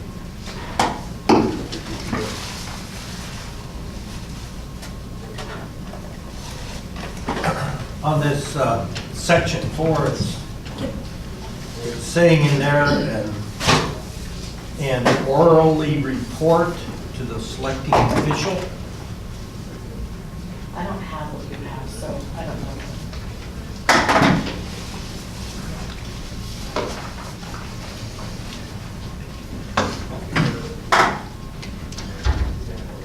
So what this is it's an initial determination of whether there's a criminal record or no criminal record. And you report that to the official, and then if there is one, then you go to the next step and you order up the record. But I don't orally report, I write it down. You write it down. Yeah, See, I that write was, it, yeah. that's what I was Right. wondering, I don't because, know where this came from, but yeah, I don't orally report, because whoever gives me the form, I write on the bottom of that form what's happened, and then I submit it back to whoever brought it to me. okay. So there is no oral. Well, that's what it said in the policy. Okay. What's that? So that's the way it was stated in the Okay. policy. Yeah, but I was questioning whether that's what we want No, in there. Well, I'll tell you, one big problem we have is county court does it one way, treasurer's office does it a different way. Everybody does their own thing slightly different, and so it's hard for me to put into a policy Well, when everybody does things just a little bit different. but we're talking about one person here. Sure. And if those other elected officials want it orally, that's great, but I think it's much better to have it written down. Then there doesn't get to be this conflict of what was said. yeah. Sure. That's Yeah, something because to change. it's very precise of what I can say, Right. or what I can write, to be honest with you. It's pretty much valid DL or valid CDL, no CCH, or yes CCH, and then I date it, sign it, and stamp it, and that's it. Right. Because I can't say anything, I can't tell you Right. even if there is a CCH, what's in it. You have to follow up with the OSP with that, so. And that causes me concern. I doubt that that's in there, just because of Tillamook's policy. I would want to verify that whether we have to orally report eventually. Rather than written. Yeah, so we're not creating a public record that then is floating Right. out there Yeah, but and such. So- That's part of what I was wondering too, if that was the reason. And I can very well see that would. And I would say that that language is pretty much boilerplate across every county I that think it I is too. looked at. But somewhere we should be able to verify whether that has to be. I'll bet it's on orally. this OAR. I bet it is too. Yeah, because not only that, but you as a county want to make sure that you're covering you. Right. Because, if somebody comes back and says, did you do a background check, you're gonna say, oh yeah, but then you don't have anything to prove that you did, if I'm reporting to you orally, Right. because they don't have anything written down there. At least when I write on the bottom of that form, it's showing that, yes, I did it on this date and time, and yes, it was valid, and. We could do that in some manner by saying the background check was completed without putting what the result is on there. Well, all I do is just say valid DL and yes CCH or no CCH. That's it. You're not getting anything from me, other than the date and that, that I did it, and it's Right. valid DL and no CCH. But what if this thing says it has to be verbal? Yeah, and that's why I said, because then it's not showing that you, the county, or whoever, has even done it. Right, There's that's what I'm nothing- saying. yeah. If we have on the bottom of the form, Oh. just say it's been completed and don't say that it's valid or, actually what the Yeah, result yeah, was. that's, I mean. Right, It's just another way to look at it. Right. but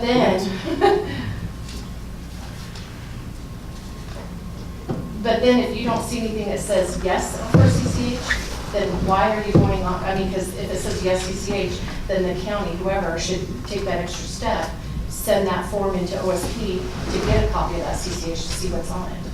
And why, and Which why we would should if they- you verbally, Right, if you Right. verbally said that there was an issue, then we're required to, to selected follow through. official request Right. written criminal record, history record from OSP Identification Services section and pay the applicable fee for the service. right? So, I mean, if there's nothing there, though, I think that's what we're really talking about. If there's nothing there, what kind of documentation should we have to say that it was? Perhaps just a Then it box was- that says it was a background check was Yeah, completed. that we just check the box and we say that it got done.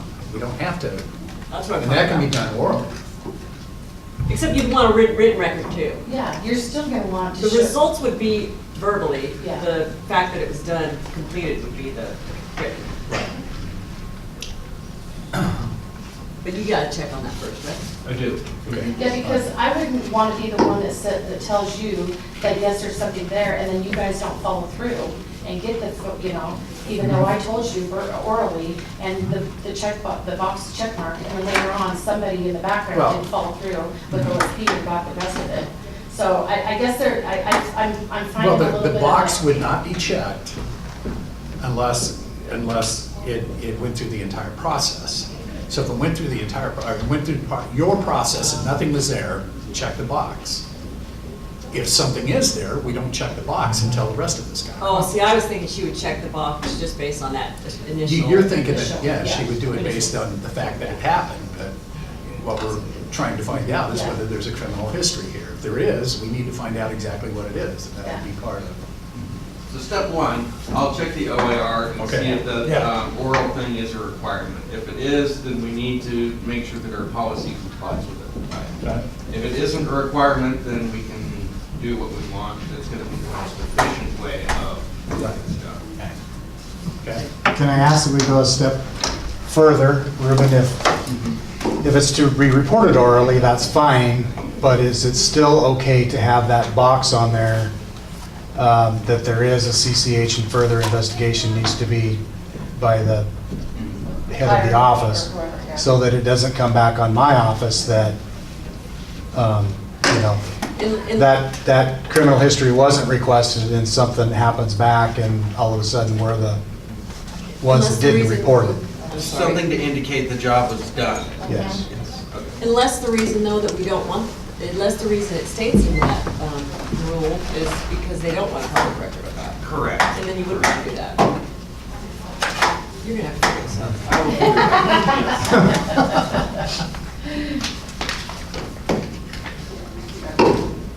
And on number 9, talking about the 9A, it's talked about criminal history checks can be only conducted after an initial interview or after a conditional offer of employment is made. Now, is this is different than what we followed. We thought we had to have the this conditional offer before we could do the background check. We could have done it according to this policy. If we have this policy, we could have done that background check before the offer.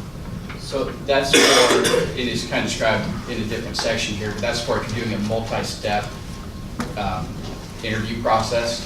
So if you have an initial interview round where you thin the herd, so to speak, and say you have 8 people and you cut it down to 3 after an initial interview, and then you're going on to an additional round of interviews from there, I believe that's where that fits in. Well, it's still an initial interview. You could have done it after the interview, before we made a conditional offer, according to this policy. That's what I'm reading too, Mike. Yeah. If you're going through that multi-step process. But does it specify that in here? I believe in another section it talks about that.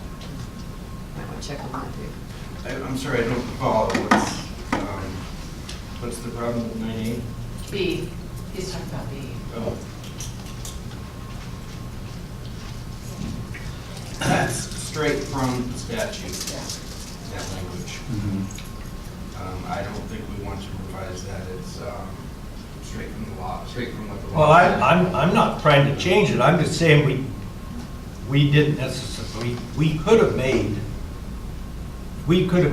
the background check before we made the conditional offer, but we were told, I was told that we had to make a conditional offer before we could do the background check. The B says the requirement that criminal history checks come after an initial interview or conditional offer of employment does not apply in the following circumstances. Right. So according to subsection A, you can do the check before the offer. Right. As provided in B In B. below. So And so unless it has to fit those 3 Criteria. criteria in B, Mhm. otherwise it has to be after an initial But- offering. So if it's a requirement for the job that the background check be done, you can do it just right from the get-go. But otherwise, you wait. Yeah, because it says except in B. Yeah. It can only be conducted after an interview or conditional offer. In B, then it But becomes, it's still the same in B in terms of those 2. It's still an or. Correct. If any of those 3 apply, then you can skip the step.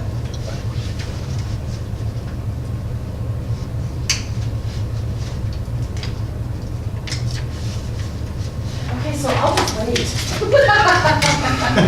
Thank you. But I just thought, I mean, I'll still, yeah. I'd understand the policy. If you hire somebody, I'll do whatever. Because that's pretty critical in our step process.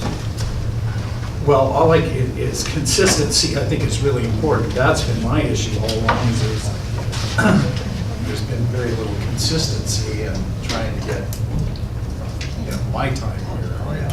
That's- But it was my impression, we weren't following the law. Did the background check. Okay. And you're not, except for in those 3 specific exceptions.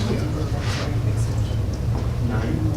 No. Okay, at this particular time, we do have Arlington TV Co-op here, it's 120. I know I'm going to bump the building codes for another 15 minutes to get Alan and I believe Peter is probably going to be involved with this also, with the Arlington TV Co-op and an update and report. So, afternoon, guys. Hey. Thanks for having us down. I guess so.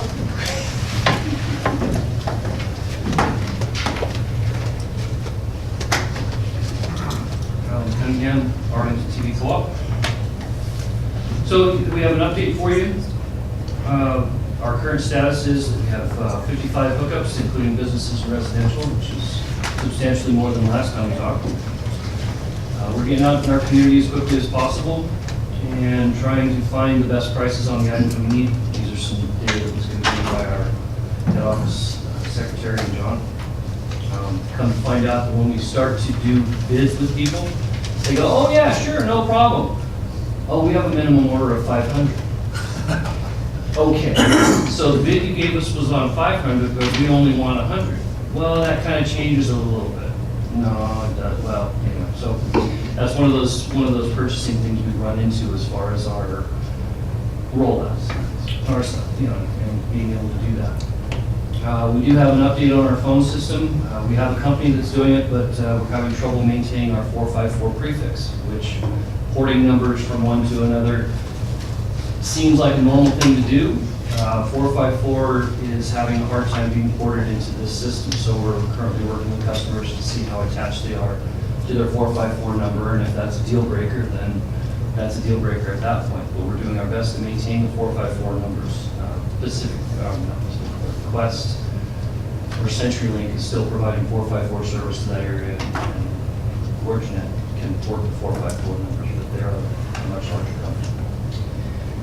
We do have our TV system that is currently going. We're slightly changing the way that we are going to deliver it, but it's still receivers, set-top boxes. It's going to allow us a little more flexibility down the road. Once we get our initial setup done, it will allow all devices in the house to be DVR, whether you want them or not, which is kind of neat. And our in-house devices will cost us less. So that's pretty good. Our initial receivers might cost us a little bit more, but overall, we're still coming in at or under projected budgets at that point. Right? Right, and it's called IPTV. If you want to look it up, it's the new way of delivering television, digital television to residential houses over fiber. It's still going to be the same channels. We're going to try to maintain as many channels as we can. We're also finding out that there are channels, if you want this channel, you have to carry these channels. And this channel that's in the must carry and this one requires these to be carried. So there's a lot of things we have to do in order to do the things we want. Pac-12 is still on the list. ABC, NBC, CBS out of Portland. We'll still end up paying for retransmission fees for those until we can figure out a way to do that so we don't have to. Retransmission fees are what we have to pay to take ABC signal from the air and put it on our system, whether they can get it or not. But that's something we'll just work through as part of our plan. And let's see. Pacific Court stepped up here a few months ago and says, we've been patient with you. Stop what you're doing and take down all of your old coax right now. So that kind of set back our rollout to our customers a little bit by Pacific Corp saying, get rid of all your coax right now or we're going to be a little bit more forceful about it. So that set us back probably 3 or 4 weeks, just getting all the coax down. And the reports is we've got at least 90% of it down right now. And Pacific Corp is happy with that at the moment because we've dropped everything and did exactly what they told us to. But they've been very patient with us and allowing us to do this whole process without disconnecting our existing customers at that point. A lot of the 55 customers are some of our customers that had been with us up to this point. And some of them are taking internet and television, and some of them are just taking television at the moment. So, we do have a potential timeline that we're willing to share. No exact dates, but we're looking at a 3 to 6, within the next 3 to 6 months, we should have everything up and running, barring any major upsets or interferences. But our team is pretty confident in that. We have 2 full-time, 1 part-time, and an intern. And that intern's back from his after his first full year of tech school, and he's just an amazing help in that. We've also geared up with our new bucket truck, so we're not constantly throwing money into our old bucket truck that we had to throw a piece of wood underneath it on the hill to keep it from rolling down the hill. And sometimes the person was in the bucket, he wasn't sure if the power was going to bring him back down or not. So we were able to buy a bucket truck from Dasco. So if you see here in town, you see Dasco still running around. That's not Dasco, that's us. We haven't done the paint job on it yet, but, or any badging. But that was a good price for us. It was a good deal for Dasco, and it was a good deal for us. We are finding some interesting things that Dasco's installers did, like some of their devices on the pole were installed upside down. But all three of them in that particular spur were all installed upside down. So that was the person doing it, not part of the plan. And we're finding some places where there should have been more fibers into the box than there actually is.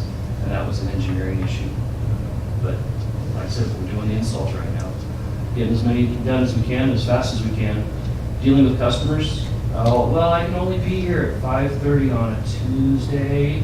Or can you come like Sunday morning after church? You know, or that's what's really, that's one of the things that's really slowing things down, is just having to work with the customer on their time. And that's gotten in the way there. We also did buy a trencher, so we were able to do some of those things. And we've got install equipment for 2 teams. We have 1 fusion splicer, but the 2 teams can be working, and then they can share the fusion splicer.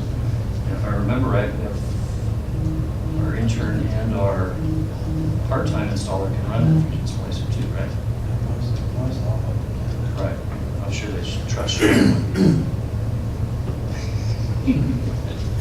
But and we're finalizing the details on a box holder update that's going out to our community. That's supposed to ship this week. So we've been trying to get the right information out on a couple of things before we send out another, hey, here's where we are, because we wouldn't be able to answer those questions until we got the answers. Those came in here just recently, so we should have one around this week, just for our community. It's just an update. Sure. We have lost a few people to Pacific Corp, not Pacific Corp, CenturyLink, because they had to have it and we weren't there, and that's just the way it is. And hopefully, at a certain point when they realize that CenturyLink's giving them 8 to 10, we can provide them 50.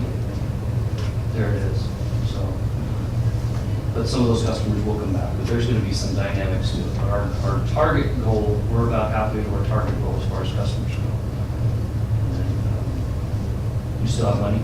We're still on budget, at or below the projected budget numbers. It's based on what we're doing right now. So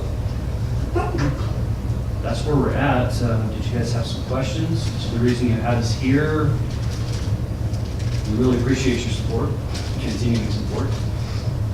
Yeah, I'm good. I've kind of, stayed in touch, I guess, with John occasionally. I have mentioned a couple of times about the facility, and specifically the weeds and all kinds of things growing up around it. That maybe trying to keep that in more professional look would be, I think, beneficial. I think the city agrees with you. Okay. We also got a call from the city about, hey, we Okay. got a weed abatement ordinance we need to follow.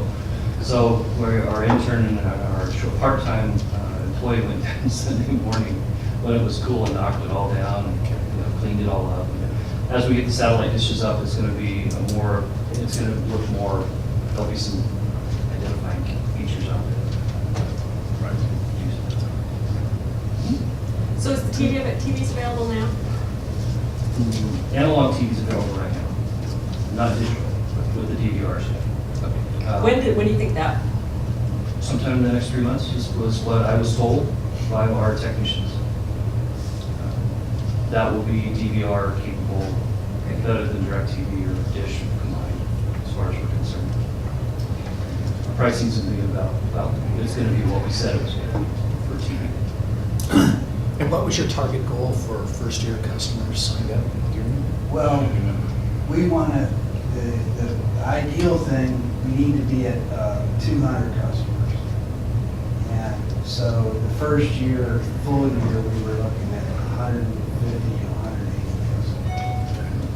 And that's, so that there's a real push to keep getting customers. And some of these other things have slowed up the installs, but the team, we've got several installers now, and so it's starting to pick up pace a little bit. We've got 3 volunteers too. And it's quite, it's been kind of fascinating to be involved in this, and that it's a very tedious install. It's not like installing plumbing or electrical, where you just hook up 2 deals and you're good. It's a little more complex than that, and getting the software to talk to all the different components within the system, and we're welding fiber. It's just a very tedious process, just takes time to complete. So. And the guys, they're getting better, quicker at it. Some of it's been training, and so I think we've got a pretty good team put together here now. The intern's been, that whole program's been wonderful. Really have some good talent in the community, and it's a good way to get them some job, real world experience. Right. And they're working out great. Good, good. I'm glad Pacific Power is working with you. They can be a difficult company to work with. We made sure that before we even started this project, that we had their support with our approximate timelines, and we were probably 10 months past our timeline that we told them, and that was about 8 months more than they were really comfortable with. And finally, they said, we understand what you're trying to do, but this is what you told us you would do, and just do it now. Okay. I want to anger the 800-pound gorilla in the room at that point. They should have made life very difficult for us on that. But, we're all the way out to MCP, right? Yeah. And the port. Right. Getting under the railroad took basically an act of Congress. But then that was taken care of, and then we're out Highway 19 to the tire shop, industrial tire, and then that fiber out there goes out to some of the other houses who are out there. Good. Yeah. Any further questions? Okay. Awesome. Well, Good. thanks for having us. Thank you. Thanks for coming.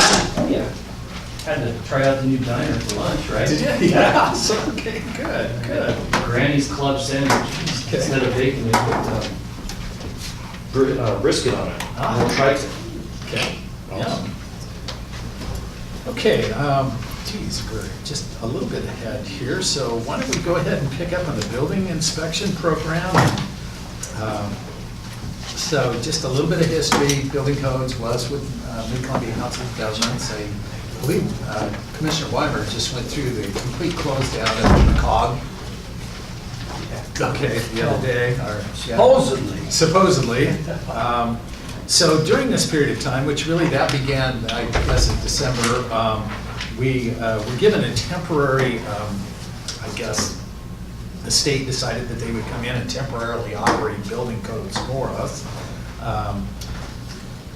It appears as if now they're wanting the counties to begin making a decision as to whether we're going to continue staying with the state or operate the program ourselves, or look at any other ideas that we might have.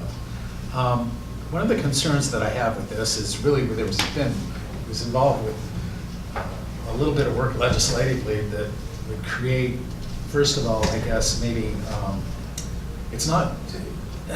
Right now, the building code inspector has to be basically an employee of a government agency in some way, shape, or form. We were looking at something that would create a little more flexibility out here in the rural frontier areas that would allow us to utilize somebody who's in the field, somebody more professional that could perform those duties. Apparently, that went on to the judicial system, or to the judges decided that, for lack of a better way of saying it, that was illegal, that there was no way that could be performed. Legislatively, I think there's an awful lot of people who disagree with what that decision was. So consequently, I believe right now we have a situation to where it's kind of in limbo. Legislatively, they said, we're going to take a hard look at this. Building codes had initially gone with the jurisdictional opinion, and now they backed off on that, at least until the end of the calendar year. I don't know, of course, all of this has really come about since, you know, well, it was sometime in the latter part of May. This is dated June, but. This says June 2019. Yes. Oh, it does, doesn't it? Oh, yeah, that's time. Yeah, we're I don't know why you're off. worried about it yet. Yeah. Well, actually, that's something that I didn't pick up on. I'm still not really sure what direction building codes are going to go. And I don't think building codes is really sure. I almost feel as if this is throwing out just a little bit of pressure in saying, you know, come with us and everything will be just fine. I don't believe that either one of the, you know, Wheeler County, Sherman County have made a decision either as to what it is that they want to do. Right now, building codes is being handled temporarily out of the Wasco office in the Dalles, a Wasco County office. And It's a state office. it's a state office. I'm not so sure that we have to make a decision today as to whether we're going to go with the state, or we're going to look at putting our own program together, or whether we're going to look at teaming up with somebody else who already has a program. Yeah. I know I've had quite a few conversations with Morrow County, who has their building codes through the city of Boardman. Their concerns with this are that the building codes inspector there, which is one guy who does everything, and part of the point that the state is making is that you're going to have somebody doing electrical, plumbing, and structural. So it'd be 3 different people. That person is about to retire. He's probably 6 months away from retirement. So, you know, I was afraid if we tried to, you know, share with Morrow County, that person would retire on us about the time that we got everything drafted and put together, and we'd be right back in the same boat. Right. So I'm not really asking for a decision today. I'm just kind of, you know, wanting to open up conversation. We're covered well, at least fairly well, by the state at this time out of the Dalles, Wasco County. Whether we want to make any changes with that, whether we want to pursue anything different. No. Wanted to put it on here for discussion. I don't think we have any good alternatives right now. We have none. And I think, you know, because the state has got this thing up in the air for us, I think we can push back on this, making this longer temporary. Yeah. With all the problems that they're having with the state. Right, Mike, and I think that we can push back pretty easily and make that be the case. I mean, to go with somebody else right now, and then they get things straightened around, then we need to change again. Correct. So, and I really, you know, there are 2 things. That first of all, I think there's many other counties that are in the same position that we're in right now, you know, wondering what their next possible steps are going to be.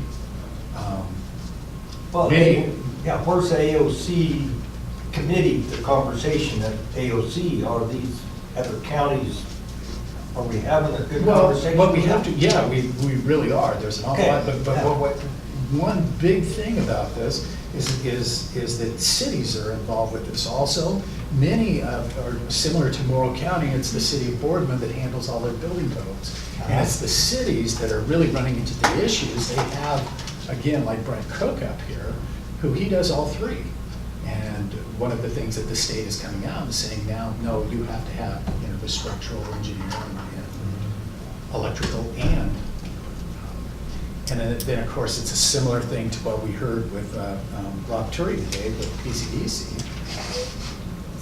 We're having difficulties getting contractors, also having difficulties getting people who are certified to be building codes inspectors. Yep.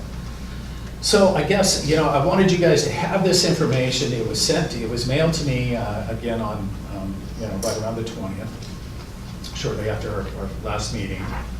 Wanted to make sure that I don't think that we have to respond to this at this particular time. I think that we can allow AOC, LOC, and those committees to play this out and see what's going to come out of this as far as negotiating with other. Nothing in this letter indicates that it's urgent. Nothing does. No. Yeah. And I think it's fairly telling that option number 4 here is other ideas. Yeah. Yeah. So. At our earliest convenience, isn't it now? Yeah. So the point is we're still being covered, things are being done. It's just that, And it isn't, from what I hear, we're not getting very good coverage. You know, the coverage that we were used to having with McCaw. right. The city of the Dalles might be, you know, but out here, we're being shortchanged. Yep. Now, in all fairness to the state, yeah, they're having difficulties getting staff. Yeah. To Well, be able to do it. and the problem that they found out when they took over this area was that McCog was paying them a lot better than the state is. That's true. And Yeah. so the inspectors went, adios, you know, we're not gonna work for the state. Yeah, Yeah. So that's not helping them either. right. Yeah, I'd forgotten about that. That was way early in the process. So- Okay, well, anyway, so, you know, if you guys are okay, you know, I would like to just set on this and work with AOC and LOC and, you know, see where we go. Okay. All right, next thing we have is discuss county legal counsel. One of the things that we had at our last meeting, or maybe it was the meeting before that, you know, to begin the process, I think initially we thought about sometime late fall, early winter. It was kind of expressed that maybe we might want to move that up.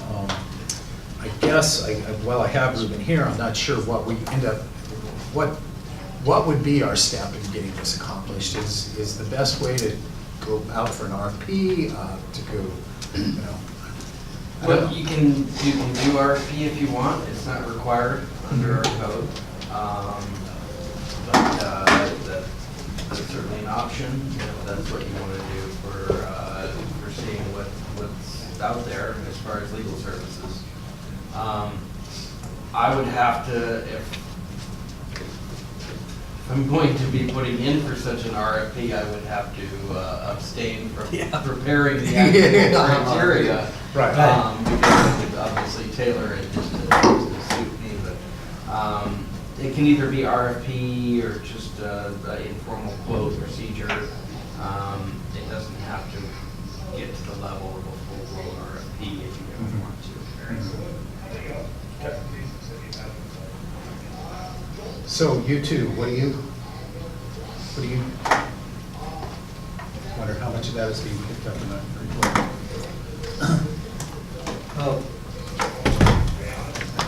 It looks to me like the major, one of the major considerations here is that we try to have somebody that's more independent of the other agencies that we work with.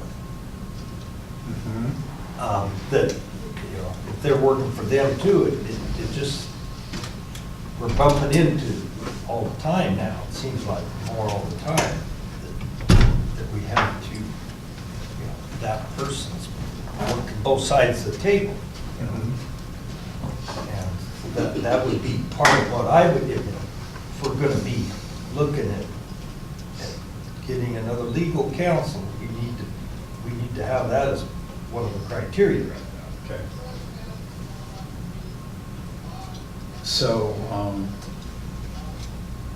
you know, I guess there's been very few times to where I felt as if our legal counsel was representing us and dealing with another legal counsel. I mean, most of the time it's been, you know, reviewing contracts, you know, policies, things like that, has been a majority of what we've reached out to legal counsel for. You know, I know most recently, the controversial, the fiber one was one where, you know, there was some real difficulties to where at times I kind of wished that it had been And I think both of you think that had it been one person the entire time, there wouldn't have been problems.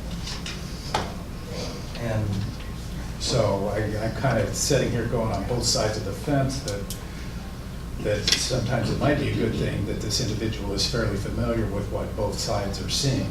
For instance, the port and the situation that we're looking at with this irrigation project. To me, I see one individual dealing with oh yeah, I mean, realities of both is important. from the, I mean, that, on the pro side of having the same legal counsel is, yeah, it may be more efficient, but we're still, I mean, just like this irrigation deal, it seemed to be like there could have been, I mean, there was a possibility for conflict there too. And there's gonna be a possibility for conflict in a lot of situations. The possibility is always there. I mean, it's something you're gonna have to deal with. I think if you go with a lot of different firms, I mean, if you go to the Dows and go with Timmons firm, they represent Wasco County, which is part of NORCOR, which is, I mean, we're in a small community here. Right. So, well, I'm not trying to discourage you from making whatever choice you want to. I mean, things like this irrigation stuff. Really, there hasn't been a situation where I've been asked to advocate for one to the detriment of the other. It's really only come up because of Mr. Rourke insisting on a delineation of boundaries, and legally, that delineation doesn't even need to exist at this point, because there hasn't been a situation where I've been asked to advocate for one to the detriment of the other. So, I mean, I guess what I'm saying is I haven't really seen the problem here come up. And that it is going to be a problem just in that you're in a small community anyway, yeah, even if you do choose to go with another person or whatnot. I'd also though like to take a chance to just ask if this seems like maybe a question that you might prefer to have when I'm not here. And I would be totally fine with leaving the room for a few minutes if you want to just chat and see what you feel and whatnot. No, it's still an open meeting. Yeah. Well, no, I understand that. I do Yeah. have a right to be in the Yeah. meeting even if I I'm mean, not up here. but even if you're out of the room, there's other people here that can, Yeah. bring it back, Sure. So, Well, it's really for why I put it on there, is I'm not really sure what process we want to go through. If any. If any process, again, we could, drafting out an RFP, I mean, you have to have kind of an idea whatever the scope of work and everything would be with the job. Do we put that out and put it all over the state, or do we look at saying, we want to stick fairly close and, hi there. Hello? Surprise. What might we want to do? well, Looking for guidance on this. doing an RFP is probably the most formal process. And if it's not required, we get more flexibility. The other option is, you put it out into, and say, hey, Gilliam County is looking for legal counsel services, and, accept applications, and then we go through an interview process. There's quite a few different things that could be done. I just, Give us an idea, a better idea of what's available out there. Right now, I don't know. Only one I know is Ruben. That's what, his firm is the only one that I know of. And I'm very comfortable with that. Will had our hourly rates down to what they probably were about 8-10 years ago. So I welcome you finding out what's out there. Yeah.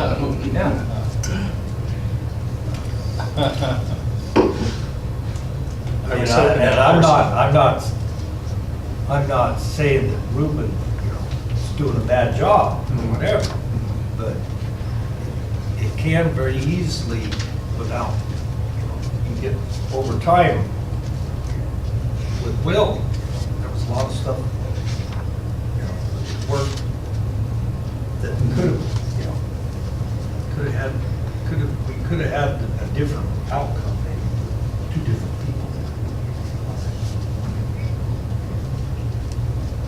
So,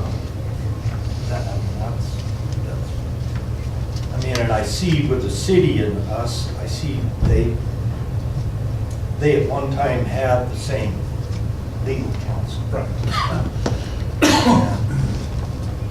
We had urban growth boundaries and things that came up, and it took us a long time to handle those kind of situations, so. I haven't put a lot of thought into the process. Yeah, well, I just didn't want to jump into doing a process without us discussing what, how we wanted to approach this. I don't believe it was at the last, was it at the last meeting? Yeah, I guess it was, that it was, brought up.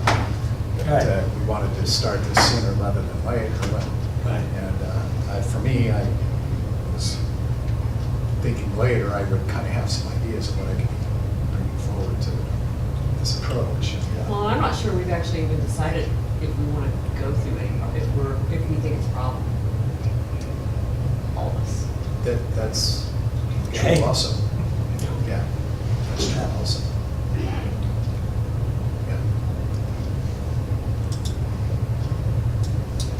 Personally, I've worked, I guess I'm going to throw this out. I've worked with Ruben on a few different things here recently, and I'm very pleased with the service that I get. I'm very pleased with the response. I feel secure. I'm going to, and Will Carey, bless his soul, there were times to where I felt a little insecure.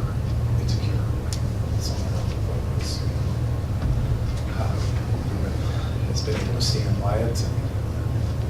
And maybe we need to, have a Guess what I'm saying is my vote is we'd stay right where we're at. to have another legal counsel as option, when we do come to one of these situations, and then we're scrambling to find, a different person too. Because once they say, well, I've got a conflict, then you're empty-handed. Could you use someone though from your own firm in that situation, or you have I to don't take a know. completely different firm? I would take it outside the firm, but that's a really good, good point. Oftentimes it comes up more often in the criminal context, where if you have multiple defendants, then two people from the same firm go, but the court just has a list and they say, okay, this is the alternate. They have an alternate office that we handle the conflict cases. Yeah. That wouldn't be a bad idea, just to have someone teed up who's agreed to step in as an alternate counsel, a set rate for specific jobs. That reminds me of a question I had. Would it be necessarily us that would have to change an attorney, or would it be the other entity? How does that end up? Well, that varies. That is really fact specific as to the conflict, what gives rise to the conflict, and where the cases are. Because it can be by agreement, one steps aside and gets an attorney. Sometimes it can be both.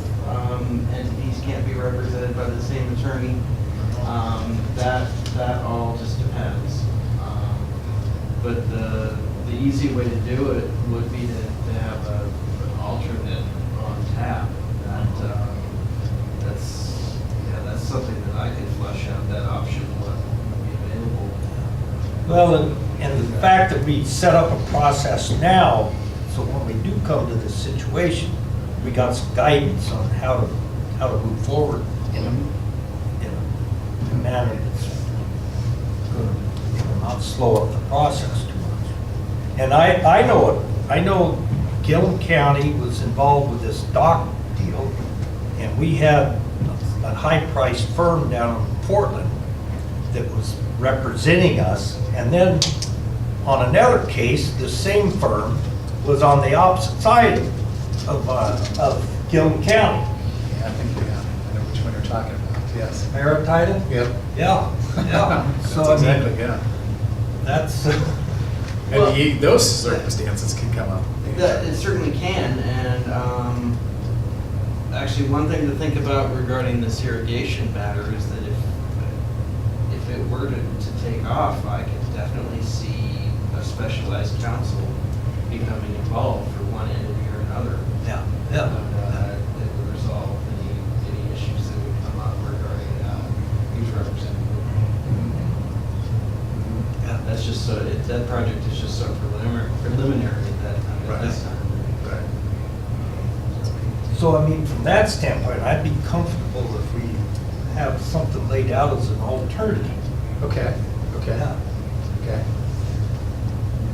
So, I have somebody really in mind that I guess I've talked to quite frequently here in the last, White Baum, who actually represents the city. Right.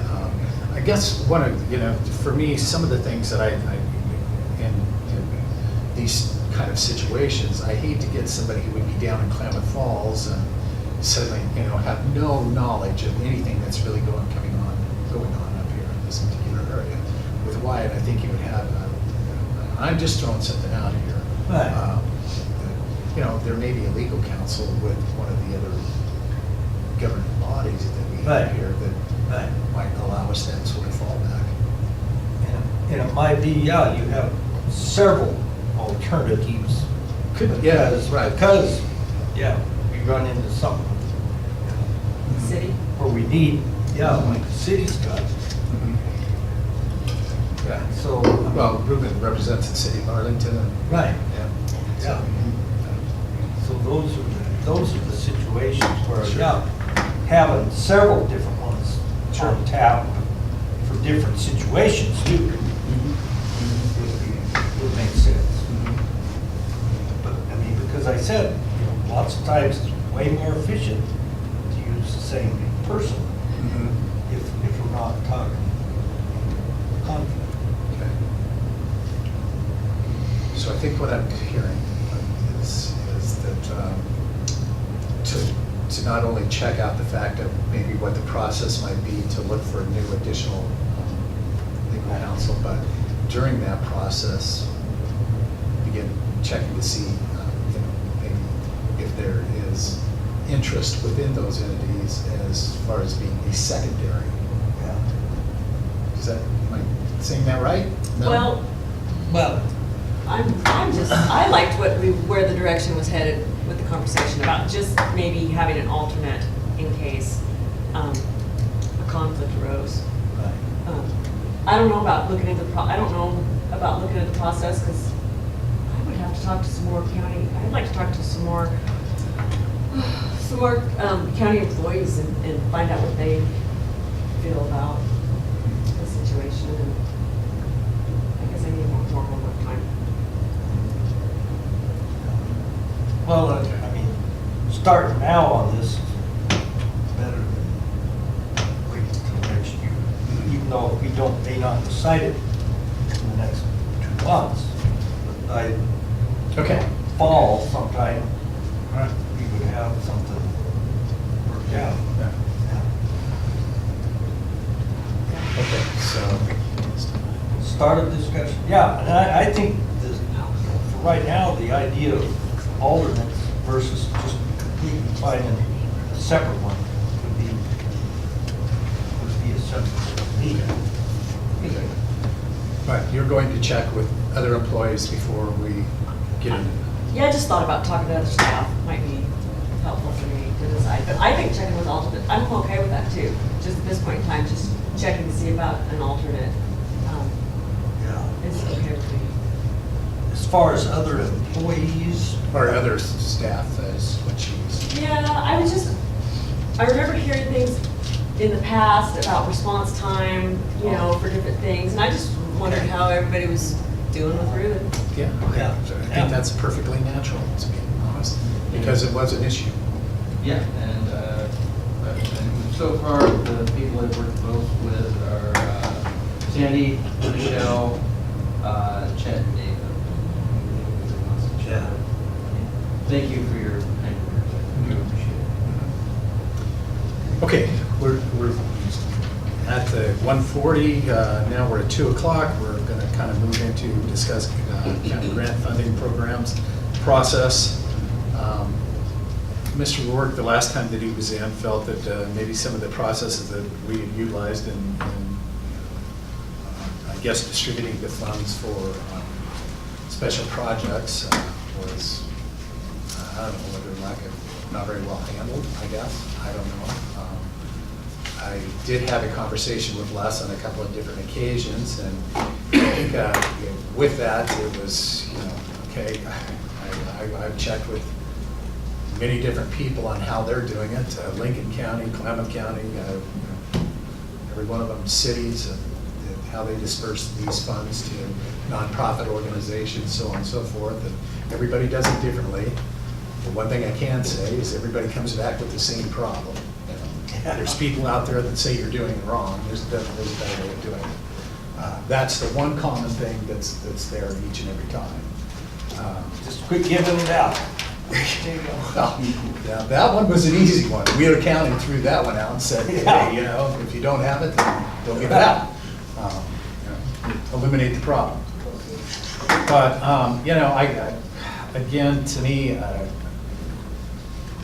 with the dispersal of the SIP discretionary funds, we do this during the budget process. My biggest concern during that period of time is I don't think 5 minutes for somebody to come in asking for $300,000. 5 minutes just doesn't work. No. I don't care what kind of information they send to us. And I think, that's been my biggest issue is during the budget process, we're looking to, distribute some of these funds to these entities, and they're coming in and giving the presentation in 5 minutes, and we're making a decision as to whether, $300,000 is a good thing or we want to cut it back. So I think the budget process, this is going to be a part of the budget committee, that it has to be either over an all-day thing, nothing but those interviews, and everybody's given 30 minutes to give the presentation, and 10 minutes worth of discussion, or 15 minutes, something that is longer than what is done. The second portion of this. Can I respond to that? Yeah. My thought on that is I think some entities might need longer, but some of them that have been going on for many years and always after the same thing, and I think we can get by with 5 minutes. That's just my thought. I think some of the new things or some higher dollar amounts, we could schedule a little overtime. But, yeah. Yeah, I guess two that come to my mind are the school districts. Good. I think the next thing, and this is one thing that I feel pretty passionate about, that there is some sort of follow-ups that are done regularly on these, whether they're done quarterly or 6 months. Again, this gets a little bit difficult. Take, for instance, the Condon School District. I mean, basically, they use it for their overall operations. Having them come in and talk about, it allowed us to pay for portions of the history teacher and down the line. Kind of that. Yeah, I agree with you on that because I've been thinking about that too. Because a lot of grants, most grants, you have to report, on how you use the money. Right. And so we have a, process where they do have to report back to us about what they used it for. I kind of like that. Now, yeah, the difficulties I've had with that is, okay, what do we, the report we got today, is this what we wanted? I mean, was this the report we wanted? Or do we want, something a little bit more specific? Do we want P&Ls? Do we want, what? So again, this is just kind of opening up a conversation for us to really begin brainstorming on all the things that we may want, so that we can begin to put this into the policy of what we expect when somebody does come back in the door. Because they'll call, when I call to touch base, it's like, what would you like to hear? and I would really like to have something. Well, and Les also brought up, you know, maybe revising the forms, you know, revising the application to try to get some better information from the applicants, and I think that's a good idea too. Well, as far as, yeah, what Les has really seen is what really is our special projects. You know, the criteria for the SIP discretionary funds is, for lack of a better word, I think it's a looser process. Right.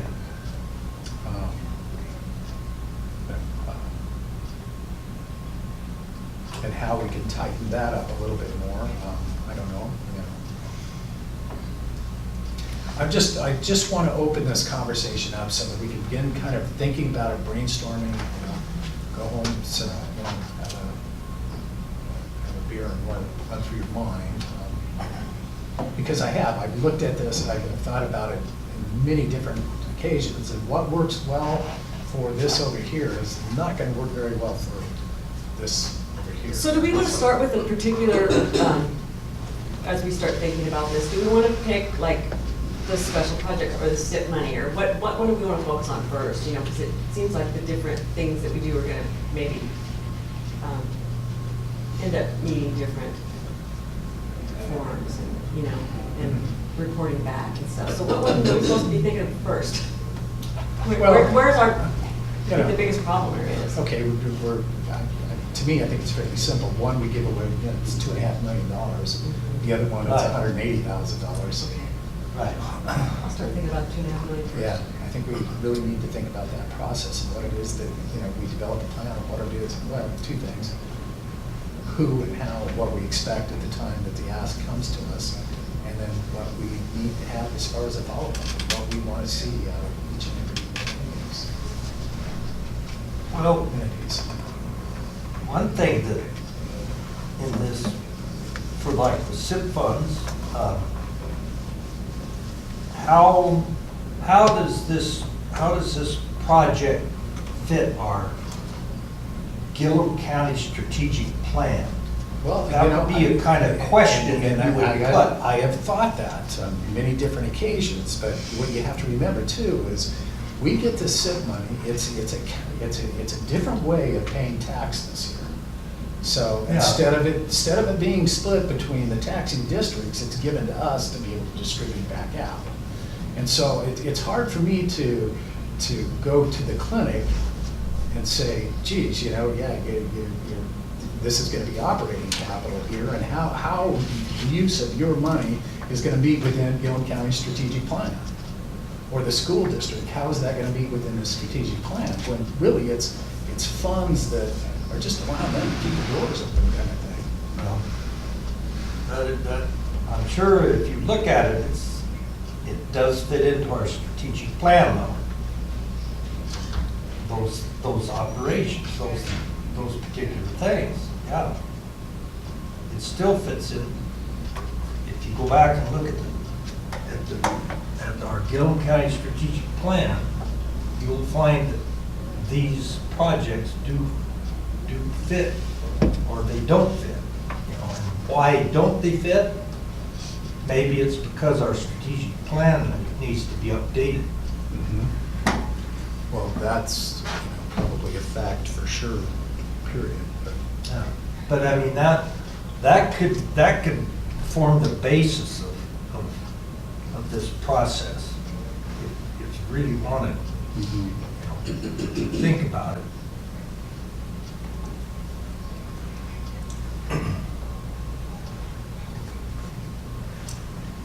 Okay.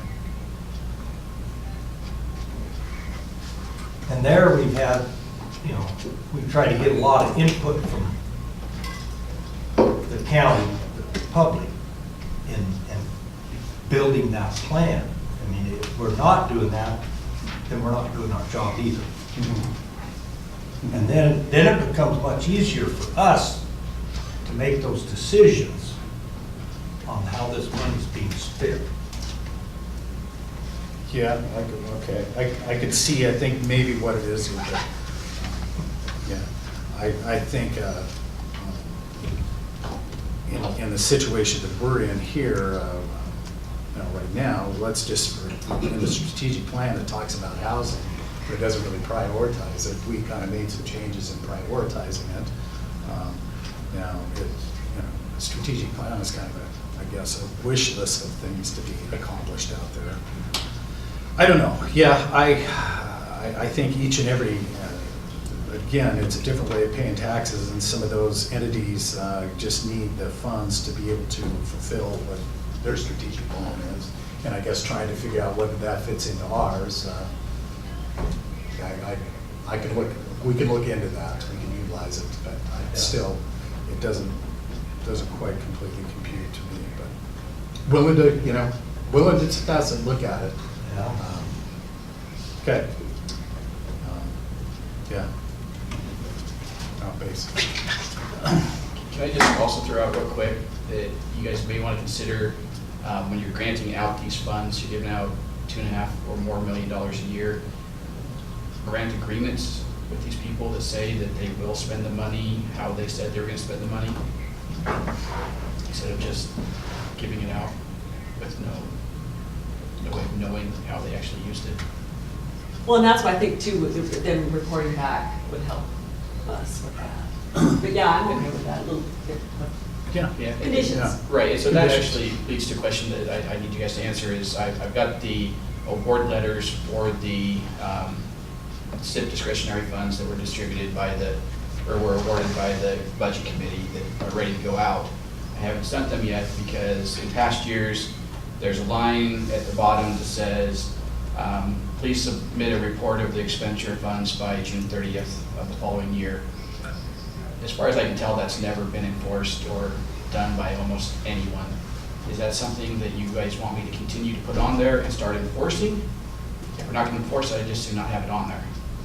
Yeah, and you know what, I would like to have something that's put on there that will be reaching out to you to set dates for periodic updates.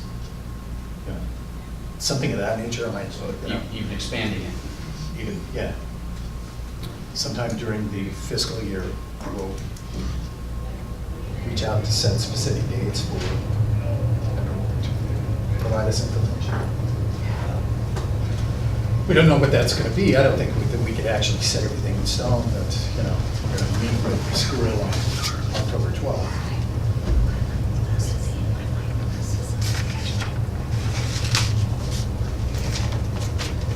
So what does it say?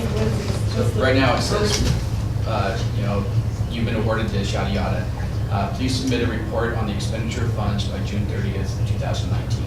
So by the end of this fiscal year, you submit a written report to the court of how you spent the money, what you did with it, which should be a very simple thing for anybody who's doing a project, or the schools to say it was used for these teachers or these programs, whatever. But as far as I can tell, it's never really been done by anyone. I think that sounds pretty good. Yep. Right there. Maybe we just start to enforce it. Okay, so, we have somebody in the room here that I think has dealt with some of that. I'd like to introduce her, Melissa Drugi with Business Oregon. Melissa, you guys, there are grant fundings that come from you, Business Oregon. Yes. There's also loans. What sort of follow-up process does maybe Business Oregon have For reporting? for reporting on? Yeah. We typically will ask for a report back in for how the funds were spent. Did the project complete on time? And did you meet the deliverables of the contract if there was anything specific to the contract? Sometimes we have specific job creation requirements for loan forgiveness for a piece of the loan or the grant, if it's an entire grant. So we'll ask for those reports back, or in some instances, we actually have our field staff, like myself, will go and conduct a field visit and gather that information. We always like to see record of how the money was spent for documentation purposes, just as you guys would from a public standpoint. You want to know that it was used for the intent.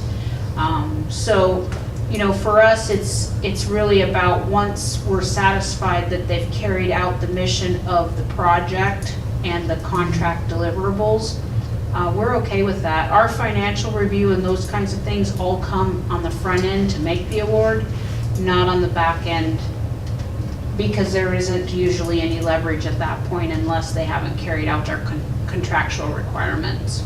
Okay. Leslie, have you met Melissa? No, I don't think so. Melissa Jogi, Leslie Weatheralls. Nice to meet you, Leslie. Thank you. Thank you. Judge, Yes. if I might just throw in here, Gilliam County Cultural Coalition has a great process. It's an application for a certain amount of money, and a follow-up report is included on that. Includes budget information and a report on results of your project, whether it fulfilled what you said it was going to or not. And if that's not in by a certain amount of time, you're not eligible for another spot on. Right. And that's pretty effective that way. It has been. Yeah. It's a good process, and it's close by. You could Yeah, it's get a right. copy of it. It's in the office next door to us. so. Okay. Anything further to discuss in this? Okay, good.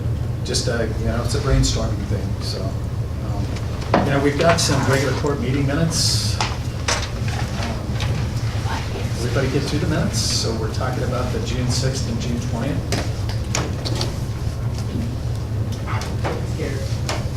Yeah. Yeah. Okay. You want me to start? Yeah, I go right ahead. Okay, I want to say though, your minutes are really good. Thank you. I don't be, I would be like this with anybody. Okay. So I'm okay. I think you do a very good No job. tears. And you have a knack for getting to the Thank point, you. I think. Think so. Okay, so on the 6th. Okay, and I don't know if this is, on the first paragraph, when Tommy Wolf was talking about that he felt, it says in here that he felt that the court and Judge Schaefer have been very defensive of Frontier Telenet and their existing network. And I didn't think that's what he said, so I went back to the tape, and he said that Gilliam County, he didn't say the court, he said Gilliam County. And I don't know if that distinction needs to be made in here, but I thought that that sounded like a little bit broader than just the county court. I don't know if anybody else feels that way, but I did. Because, I mean, if you're going to say Gilliam County, it could be you're talking about the courthouse, you're talking about everybody.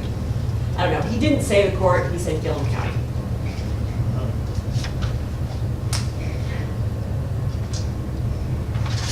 That was my first one.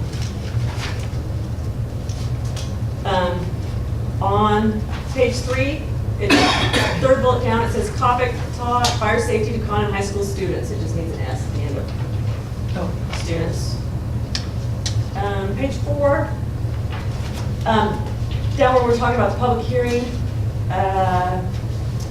it says Commissioner Weatherall suggested changes that might simplify the budget process, but what I was suggesting was including less detail on the appropriations resolution. Right. And then go ahead and leave, that might simplify the budget process. But I can give you that wording if you want. I just, including, because that's what I told him I wanted to do. Right. Less detail on. Less detail on the appropriations resolution. And that in turn might simplify the budget process. Okay. I'm sorry, the page 5.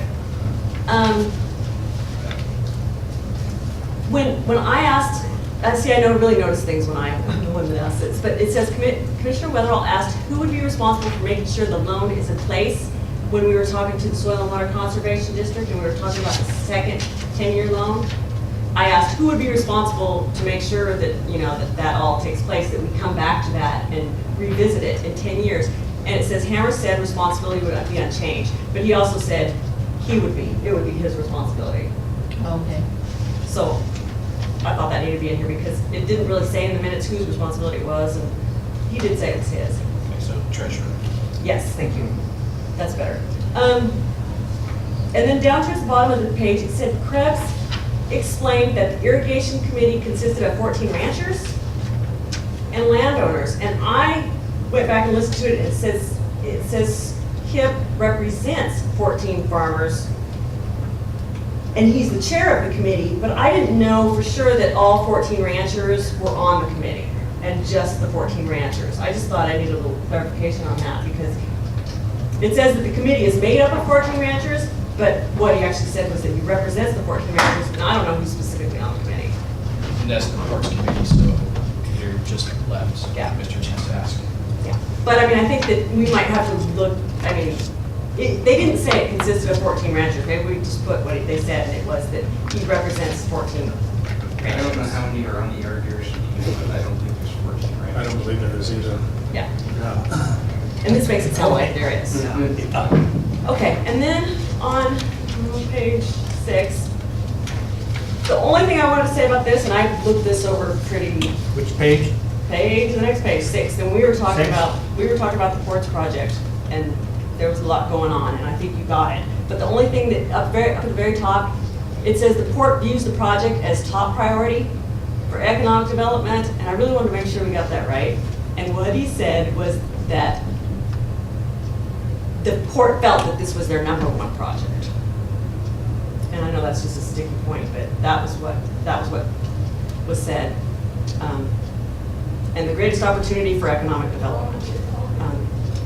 But it seemed to me to be kind of something that needed to be a distinction between #1 project versus top priority. I don't know, that to me is different. So, And I think there was a complaint about that, so. yeah, so that's why I thought we better make it clear. On page 8, up at the very top, Mike and I were talking about the intent of the special projects and not being for operating versus not being at a yearly basis. And what I said was, it isn't the intent of the special projects to provide operating funds on a yearly basis. I think you could just insert provide operating funds on a yearly basis, because that was the point I was making, that it just shouldn't be for operating. Not that they came back every year. I wasn't that concerned about that. It was just that it was supposed to be for a project and not necessarily just operating. Where is that? Very top of page 8. Very top. Oh, okay, gotcha. Isn't the intent of this special project. Yeah, to provide operating funds on a yearly basis. And then down below, towards the bottom, it says Condon City Superintendent Captain Griner, and I think that should be Administrator. Okay. Page 9. When we were talking about the demolition of the demolition project of the warehouse, then we started talking about, it says Judge Schaefer noticed the dangerous condition of the sidewalk. I think it should be south side, not north side of the building. I don't know what was said, but that's. It definitely was the south side. Yeah, but I would like to add in there that, we then talked about the fact that the road department said we had instructed the road department to go in there and break it up and put it with gravel, or we had asked the road department to address that safety concern. And I thought that needed to be in there because, you brought up a safety concern in the minutes, and then if we just. But it wasn't discussed that day. We Yeah, did, that was, I brought it up. wasn't that brought up in another meeting? It was, we talked about it in another meeting, and then I brought it up again Okay. that day. Right. Just as a reminder, it was like, hey, didn't we talk to the road department about Gives it a second. taking care of it? Yeah. Yeah. Right? Okay, and that's it for me, sorry. Well, I caught the north versus the south side. And if you need any clarification on any of those, I think I got it. just let me know. I think I got it.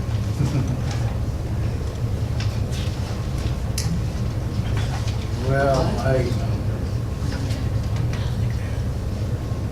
it's an awful lot of changes without actually. You can, if you want to Yeah. redline something and give it to us, and we can look it over again, and everybody can make sure they're okay with it, if that's the way we do it. I don't care, those were the things that I noticed that I didn't think were quite right. Right. I've Yeah, captured all the changes you just made, so it's really up to you guys. Whatever you guys want to do, I don't care. I feel I just threw a lot at you, so.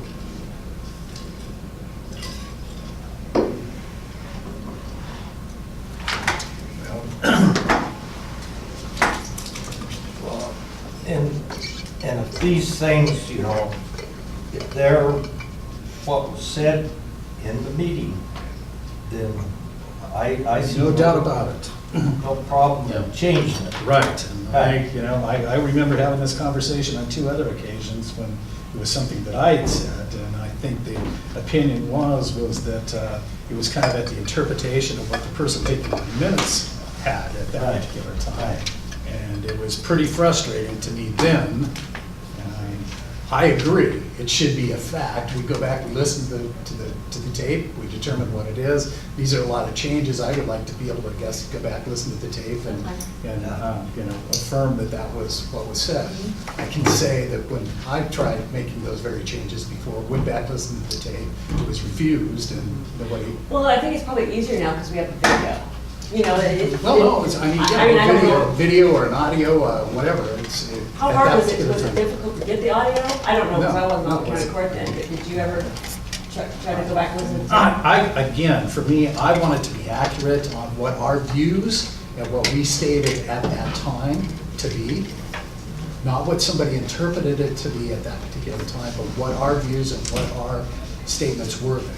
Right. And I felt that way 2 years ago, 3 years ago, whatever it was. And there is some interpretation, because I don't do a verbatim transcript, Correct. could. Right. Well, and I think, and that's why you notice that most of them are on things I say, because I know what I meant. And I'm trying to be real careful about not putting what I meant, but putting what I actually said. Right. So that's why I went back and Right. tape and listened, just Right. make sure I said it the way I thought I did and what I meant. There's some interpretation involved. Yeah, but your interpretation, I think, is good. Like on the budget stuff, the appropriations resolution stuff, that's just stuff that I'm really familiar with, so. Right. Okay. Okay, good, great. Ready for the next minute? I'm ready for the next one. I guess we're gonna table these. Okay, June 20th. This was a big one, so, yeah, good job on doing this, because this is like an 18-pager, I think. Yeah, it was incredibly long. Yeah. Okay, so on page 7, we were talking about Omega Martin and their rental agreement, and it seemed like it was, and I didn't look at this because I didn't have time, but it was like $50 per car, and then it says something about $3 per car storage rate, and I don't really remember that, but I do remember talking about $750 an acre. Okay, it was, So I can't remember how it went. Yeah, that is definitely, it's $50 per car that is stored there, isn't it? Or- Yeah, I think so. No, it's $1 or $2 a day. $3. $3 a day. How $3 a day. three? Yeah, That's it's what up to $3 is. That's the storage fee rate. for just sitting there doing nothing. Right. And, yeah, then it is $50 per car that is From load. loaded, unloaded, that is moving back and forth on the trash. Well, that's good. to So know. technically, yeah, the Otherwise, right. first time a car shows up on there, there's $50. Then it's $3 for each time until it gets moved off the track. Okay. Does that make sense? Yes, Once it that's comes good in, to it's know. $3 a day till it leaves. But I think we did talk about that they were willing to pay $750 an acre, not just the usual little amount that was, because that was something else I said, but I didn't have a chance to look at it. But they're supposed to get so many acres and they pay, and then they pay for an extra acre. It was just a small amount, but they said they were willing to pay $750 per acre for each of the 8 acres. Correct. Right. So I just think maybe somebody might have to listen to the tape and see how to Mhm. put it in there. I don't, we'd have to go back and see. Yeah. Yeah, because normally it's 750 for the first acre, 400. For each additional after Yes. that. Right. And right now, they have an existing lease that is there, and that's what they're paying on, $750, $400. Right. And what they were looking to do was expand that for a short period of time. Right. And they were not sure whether it was going to be 2, 3, or 5 acres. And so they were willing to pay $750 for each additional acre over and above what was there. And Is when that I- what you understood? Yes, but when I Eric? talked to him on the phone, he did kind of narrow it down to 8 acres at that point in time. Yeah, yeah. But now it sounds like they're not quite interested. Yeah, it doesn't look like they're gonna do anything. So they have the original 3 acres, and it was an additional 5. Additional 5. Right. I thought Waste Management was $2 a car, or Watco, or whoever, yeah, Waste Management. I thought it was $2 per car. Well, I'm looking, I happened to check the contract at the time that we had, and this was strictly the Omega Morgan Oh, contract. okay, okay. So I'm not, I want to say though that no, Dennis increased Okay, waste that- management's. They missed that. Right, well, And it's Omega Morgan, right? right, Oh, the good catch. I thought when I read that, I didn't think it sounded good. yeah. Omega Omega Martin? Morgan, right, and I did see that in here. but, Oh, which I have right in the Yeah. headline, but I don't have it right in the paragraph. Yes. Okay. Good catch. Okay. Okay, on the next page, and this is me because I'm a broken record. In the matter of the budget hearing, down by the motion, right after the motion, it says Commissioner Weatherall suggested possible changes in the way the budget is broken down, but no decisions are made. But what that needs to say is possible changes in the way the budget resolution appropriating funds is broken down. Because I'm still talking about the resolution, not necessarily the budget.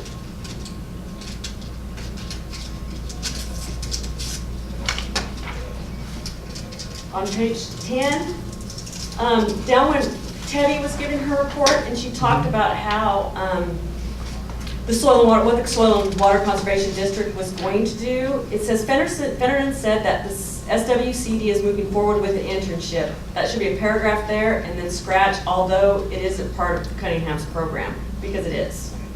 And I checked with her this morning. So we just need to get rid of that. Okay. Although that's not. Get rid of Cunningham. Although it's not part of Cunningham program. I didn't say that. No, I didn't see it that way. Okay, and then at the top of page 11, it says motion by Commissioner Weatherall, second by Commissioner Weatherall. Mhm. Oops, and I don't know which way it was, but Yeah. I didn't do both. I might have. On page 13, down at the bottom, it says Commissioner Weimer asked who was responsible for doing the staff report for the special projects. And it said he noticed it was his understanding that the report was assigned to Rachel Weinstein, but was submitted by Sandy McKay. And I don't know if he said that it was, and I didn't have a chance to listen to this, but it was his understanding that the special project funding was assigned to Rachel. I don't know exactly what Mike said, but I don't know if he would have said report was assigned to Rachel, or if he just meant she's in charge of the special projects. No, I thought he meant staff report. Yes. If that's what was being asked That's about. what's being discussed. Okay, you know, Virginia that's staff report. the staff report. So was Rachel ever assigned to do a staff report? My understanding is that she was assigned to do it last year, to start doing it, and that previously Michelle had been doing them. We've never done a report. Michelle never had a staff report. That's what I was told by Dan. We discussed doing a staff report, but But it's I was never okay. asked to. Okay. It doesn't matter, to me, I had asked Sandy to go ahead and do it, just so we had is this something that the commissioners would be interested in? And, I mean, it wasn't, as far as I was concerned, it wasn't anything that I felt we were going to be using as a tool. I just thought, is this something I'm interested in? Because it was discussed with Rachel as to whether this is something that we want to have done.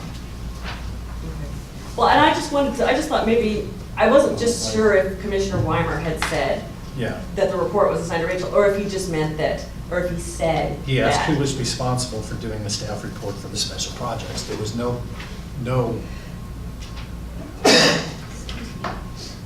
no responsible staff report that needed to be done. Okay, then that word might need to be changed. If a report wasn't assigned to, if Well, he did- no, if Mike this- didn't this- say. Yeah, it's what Mike Yeah. said, again, Yes. it's not. And that's what I mean, what Yeah. Mike said. Right.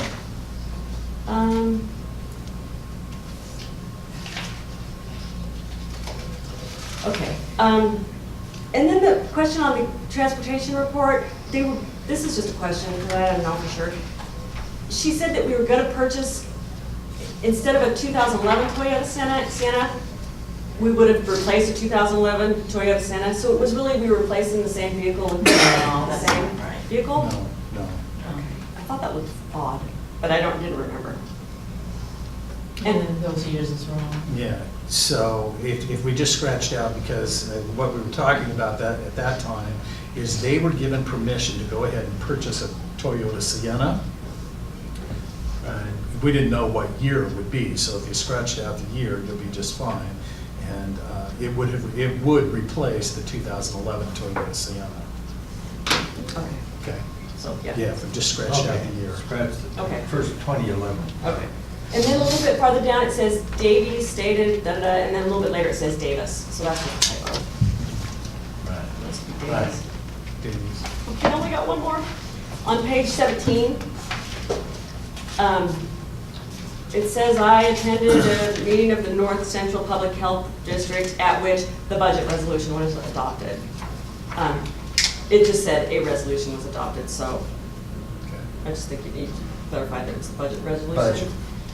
And then down at the bottom of the page, when I said I was getting tired, I said that I was getting tired of only getting half the story, not going, I didn't think that we were going with a half story. I felt like I was only getting half the story. So I just wanted the distinction of saying, and I did check the tape, only getting half the story rather than going with half the story. And that's all I have. Did that make?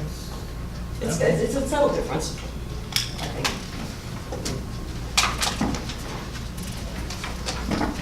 Well, I'd kind of like to see, before I approve, for me, I'd like to see And that's a fine. corrected version. Yeah. Okay.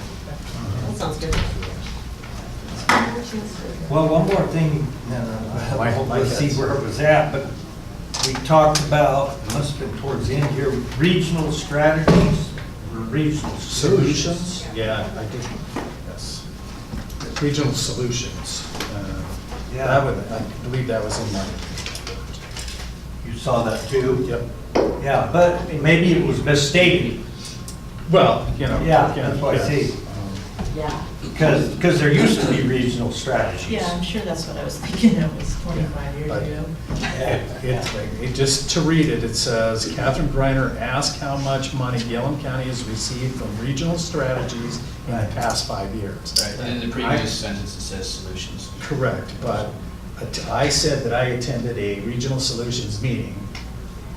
Catherine Griner was asking a question at that time, and I don't remember whether she said regional strategies or she said regional solutions. She probably said Now, this is where it gets a little Might have to check the bit tape. different, Yeah. so we have to check the tape as to whether that is. I Yeah, mean, is you that- might want to put in parentheses, regional Solutions, because, yes, that's Whatever what you- she was. however you Right. noted.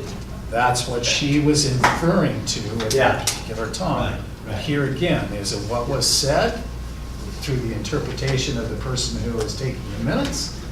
Or is it, verbatim of what's there? Okay. Okay, I move we approve the June claims pending review. I'll second. okay, it's been moved and seconded to approve the June claims pending review. Any further discussion? There being none? All those in favor? Aye. Aye. Opposed? Good. Okay. Good. Tabling two things here. How's that? That's not bad. Get things moving again. Yep, thank you, very good. I really appreciate that. Giving me quite a bit. Okay, USDA Wildlife Services agreement that we have, we got a trapper. We have a predator control individual. He was introduced to me actually right after, it was the Monday after our last meeting. He actually come in, he's to begin providing services for us. I believe it's the 18th. It's like a Thursday, which I thought was really an odd, or excuse me, the 19th. So he'll begin, coming here and providing services. Now, And what's his name? Ryan, don't remember his last name, I'm sorry. Ryan, I can't remember. yeah, can't remember. And he's part of that program that we just decided to go ahead and do the Yeah, budget process. that we gave exactly, money to. USDA, APHIS, Wildlife Thank you. Services, so. Right. So, effective June 30th, Dean, don't know Dean's last name, the predator control individual for Sherman County, who has been providing services for the two of us, left that position over there. So now we have a new person that is coming in over here that's really taking the place of the individual that was here before, which was being covered by, half-time by the guy over in Sherman County. Now this individual is actually going to be covering Sherman County and Gilliam County until they get somebody additionally hired for over there. Now, I don't know how long that process is going to take to get that accomplished.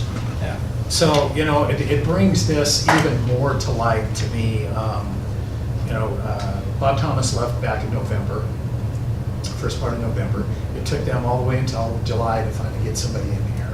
During that period of time, the individual, we were being supposedly covered by a person out of Malawi County, somebody over in Sherman County.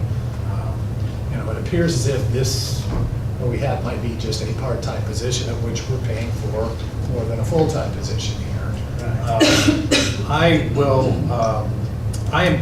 going to, because it's been a little bit frustrating. I've spent a lot of time talking with Dave Williams, the director of USDA, Wildlife Services, and have been quite frank with him that I think it's time for us to maybe begin looking at some way, shape, or form to bring this in-house as opposed to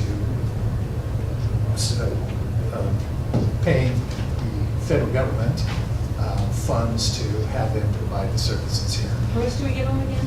We give them $70,260.61. The only thing I would worry about is that's gonna cost a lot less than, us having another employee and having benefits on top of it. And Right, all that right.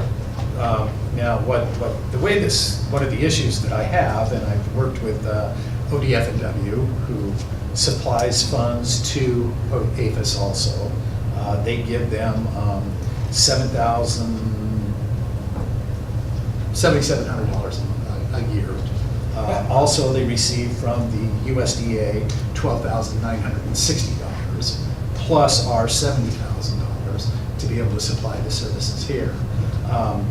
18% of that is taken right off the top for administrative fees. So, I think if we're going to be sharing somebody, Sherman County is putting in roughly the same amount of money. USDA is, ODF&W, ODA. I think, maybe we can begin bringing this a little bit closer to us. Now, there's one problem. The state of Oregon has said that these funds, that's Oregon Department of Agriculture, Oregon Department of Forestry, or Fish and Wildlife, those funds have to go to USDA. So, working on a legislative change to have those funds actually come to the county. So USDA funds, instead of going to an APHIS, would actually come to the county, and the county can actually, if they choose, contract with this, or use it how they want. So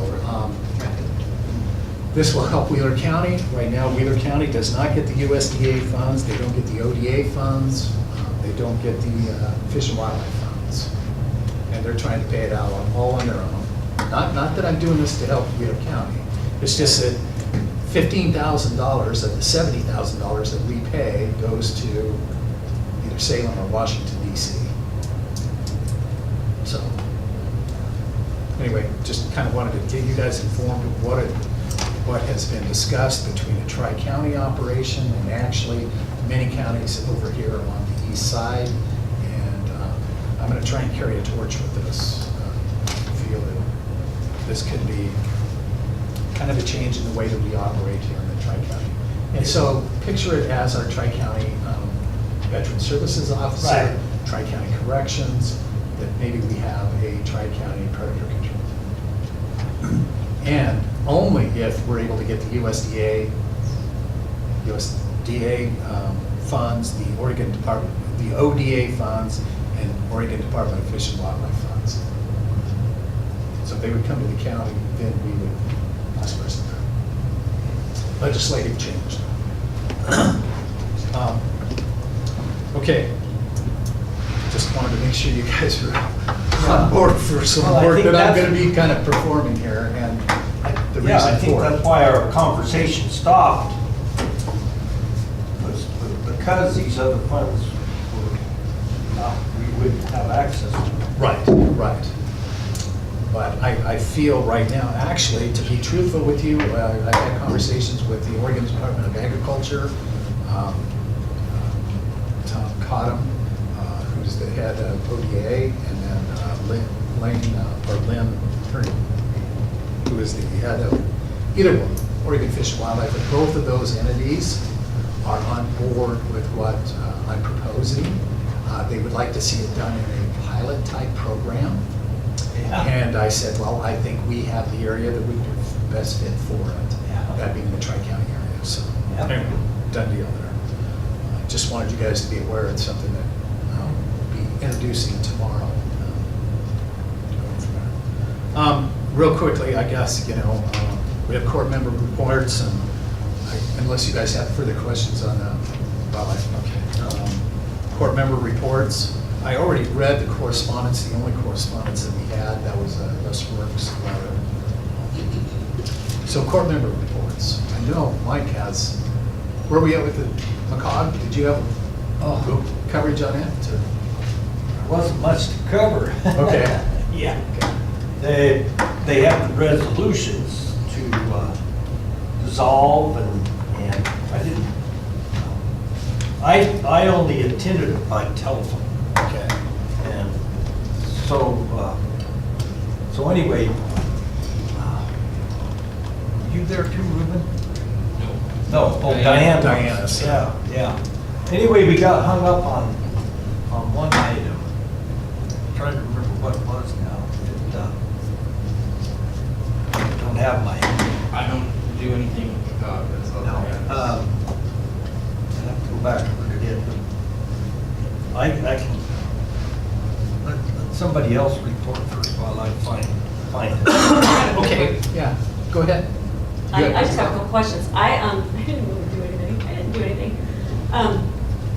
But I was really looking forward to coming down and going to the Fabulous Fourth this year, and I didn't make it. My husband always wants to go to cabin, because we have that cabin up there, and so family always, we take time off and we go up to the cabin. And he was supposed to work on the 4th, and I thought I was finally going to get a chance to come down and check that out again, and he ended up not having to work, so I missed it. So I didn't get to see the fencing at the Elks Club, and I didn't.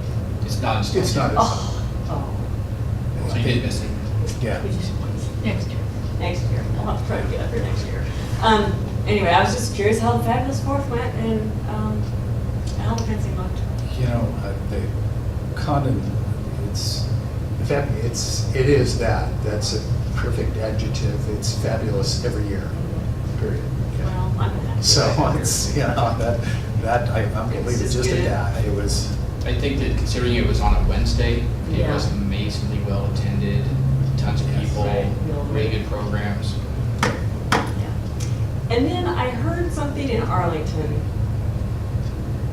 about something that happened at the school district, about a computer, big problem, crash, hacking, I don't know exactly what it was, but that they found out that the ESD was not backing up their information offsite.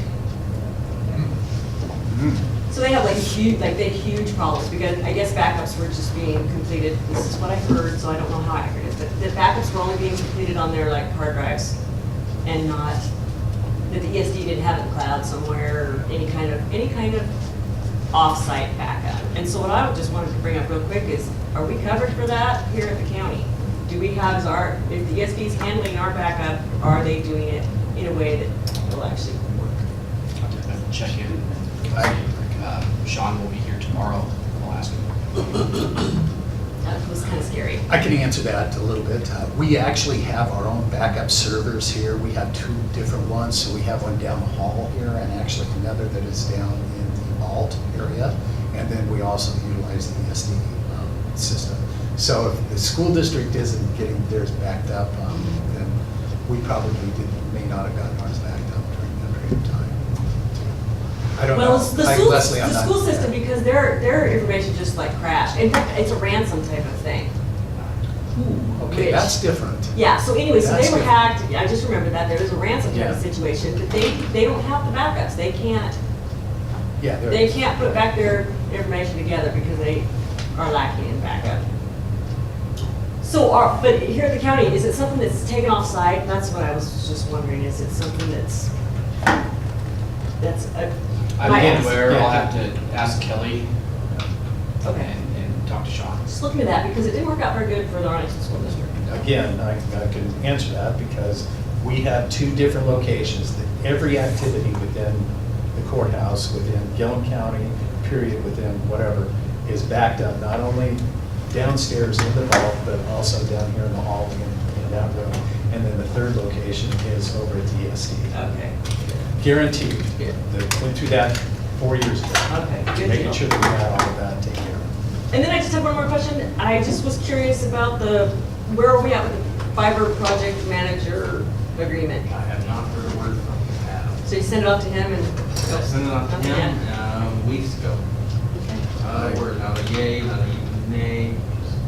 Okay. Crickets.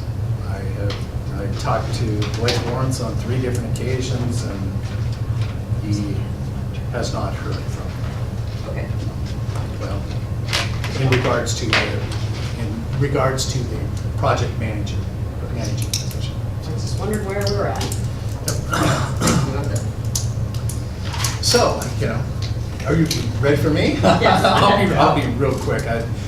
Most of it you probably already heard, to be perfectly honest.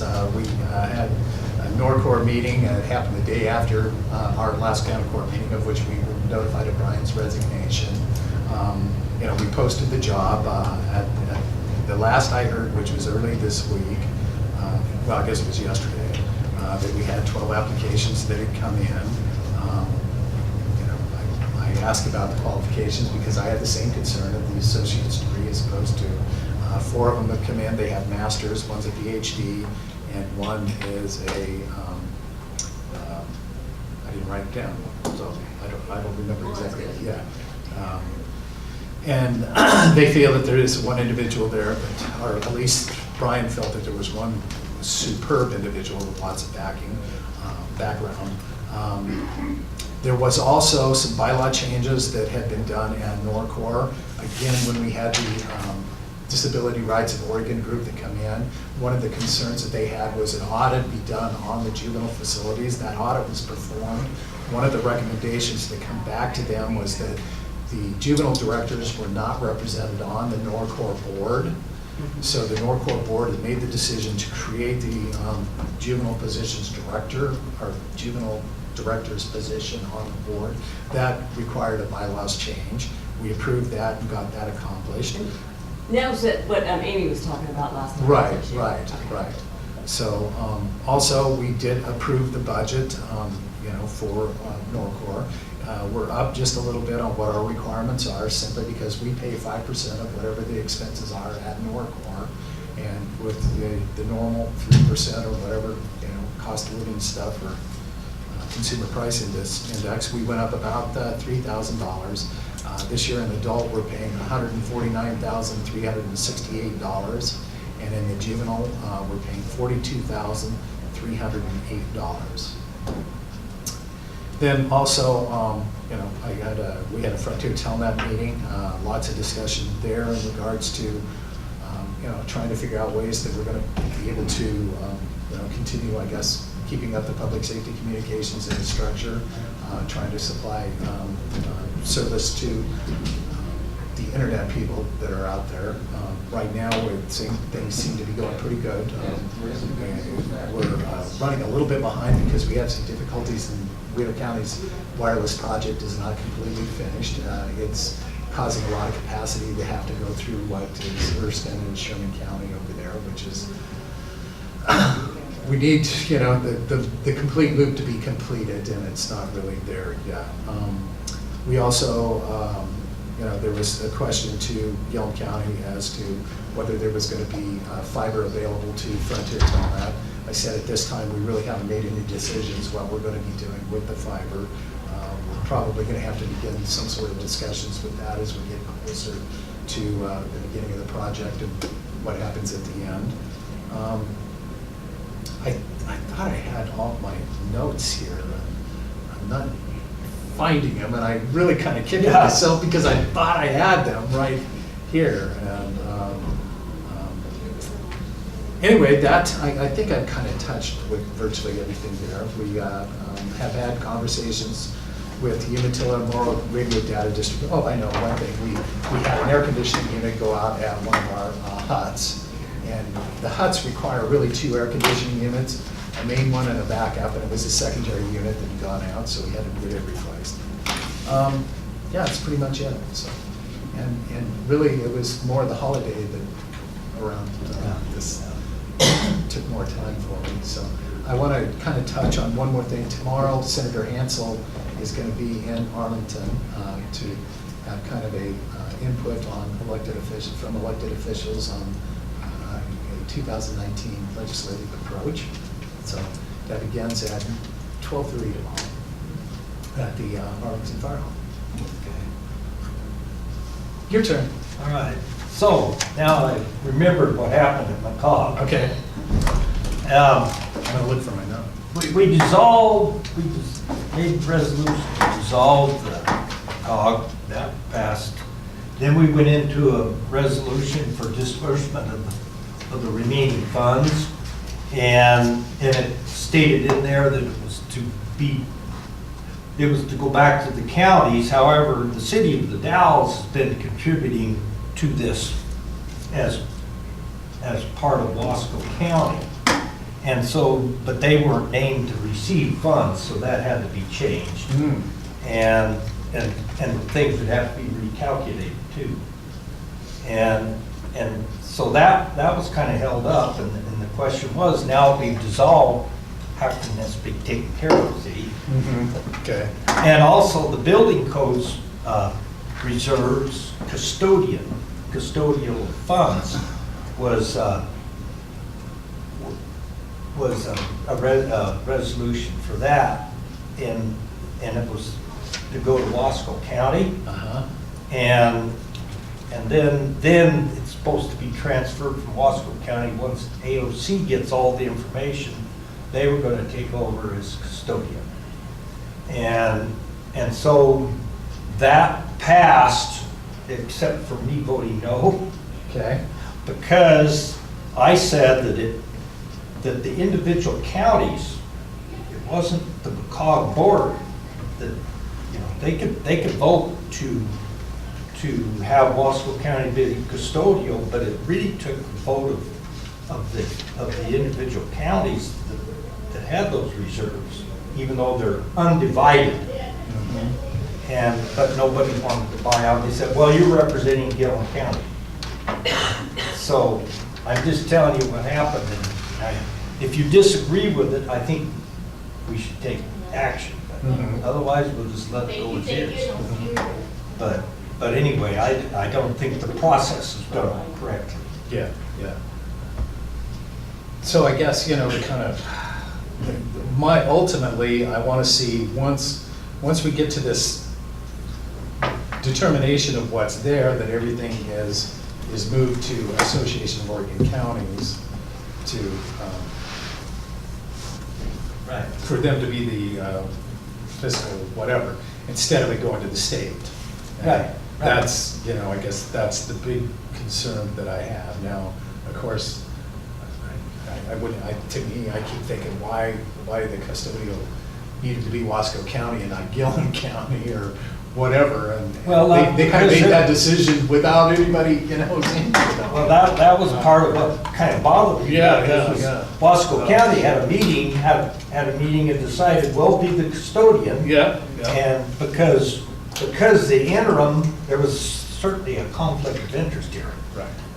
The interim director being one of the Wasco County commissioners. I guess I'm okay with it as long as there's something on the record that says once this is all clarified of what each county's asset is, for lack of a better way of saying it, then AOC would take it over. Well, I mean, it's intergovernmental agencies are kind of just weird statutory piece, and I mean, it really is made up of all the counties.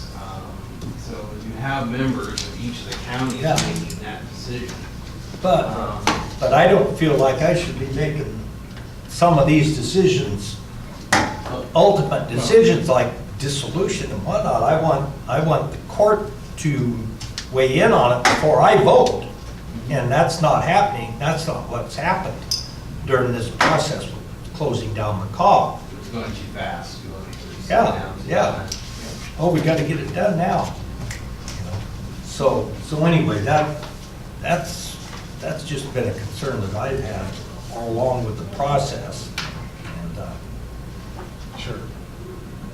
It has gone quickly, but also. and I wanted to inform you of what had taken place. Yeah, yeah. And it's my understanding that the money is going to, I agree with you regarding Wasco, but it's my understanding that the money will be held as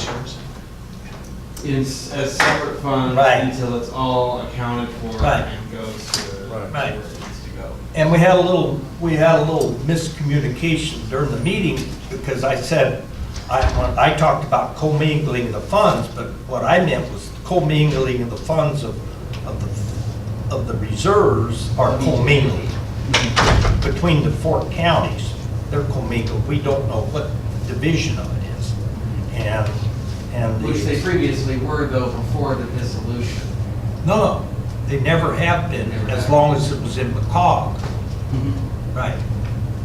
But if we dissolve, you know, this relationship, then we've got to divide them up. Then at that point, Yeah, yeah. And they thought I was saying, well, I don't want us to commingle with Wasco County's funds of general funds, you know, their funds, not the. And so anyway,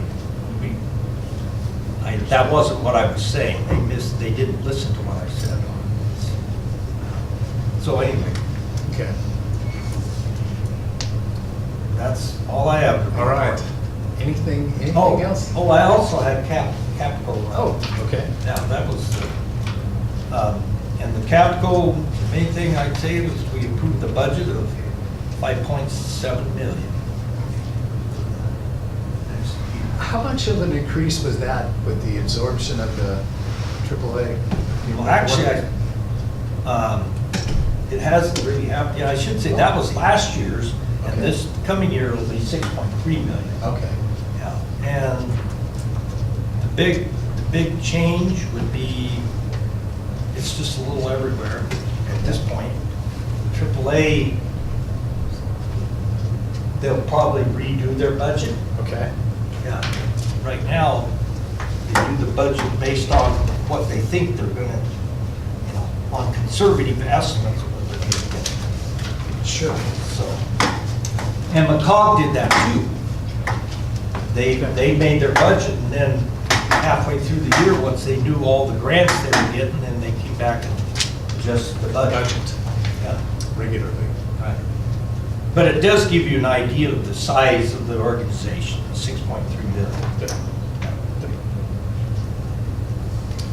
That's all. That kind of covered, it really was amazingly time between the last time that we met and today. It just seemed to fly. I mean, we're really looking at what 3 weeks, and it just. Holiday, it was a holiday. Yeah, the holiday thrown in the middle of it like that. was So just- can we follow up with Adam on this IGA deal and see what the holdup is? Well, it's actually a project manager contract that we have with him. And I think he's still really, he's doing some work with, I think with the city before he becomes, what I understand with my conversation with Blake Lawrence is that the right-of-ways have yet to come to us. We have yet to grant right-of-ways. Columbia Basin has been working with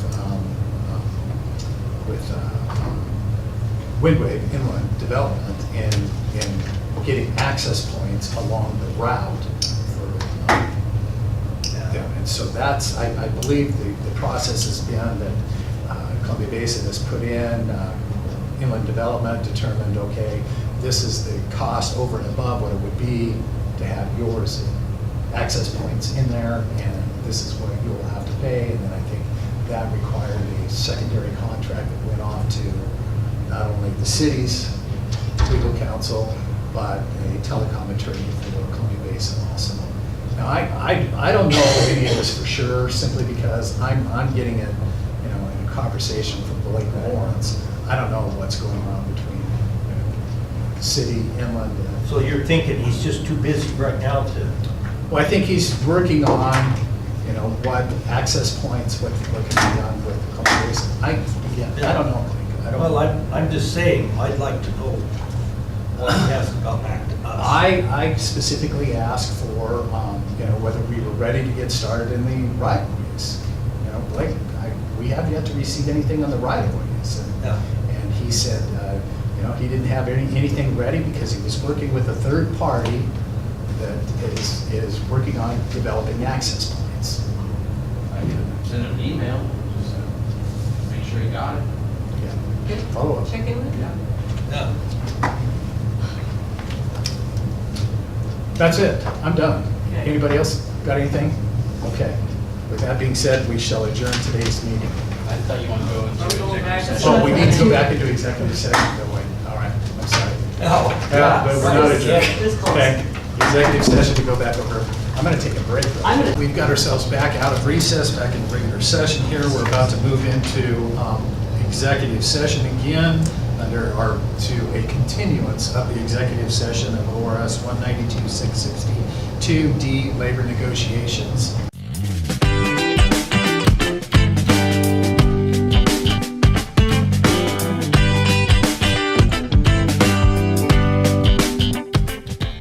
Okay, we're back out of executive session. At this time, no decisions have been made. We will take a look at this again at the earliest possible date for a decision to be made. So, that being said. I'd like to clarify, no final decision has been made No final. regarding the CBA. Okay, there you go. No final decision. Right. Okay, do we have anything further for today's county court meeting? I have nothing, Mike has nothing, Leslie has nothing, so with that being said, we shall adjourn.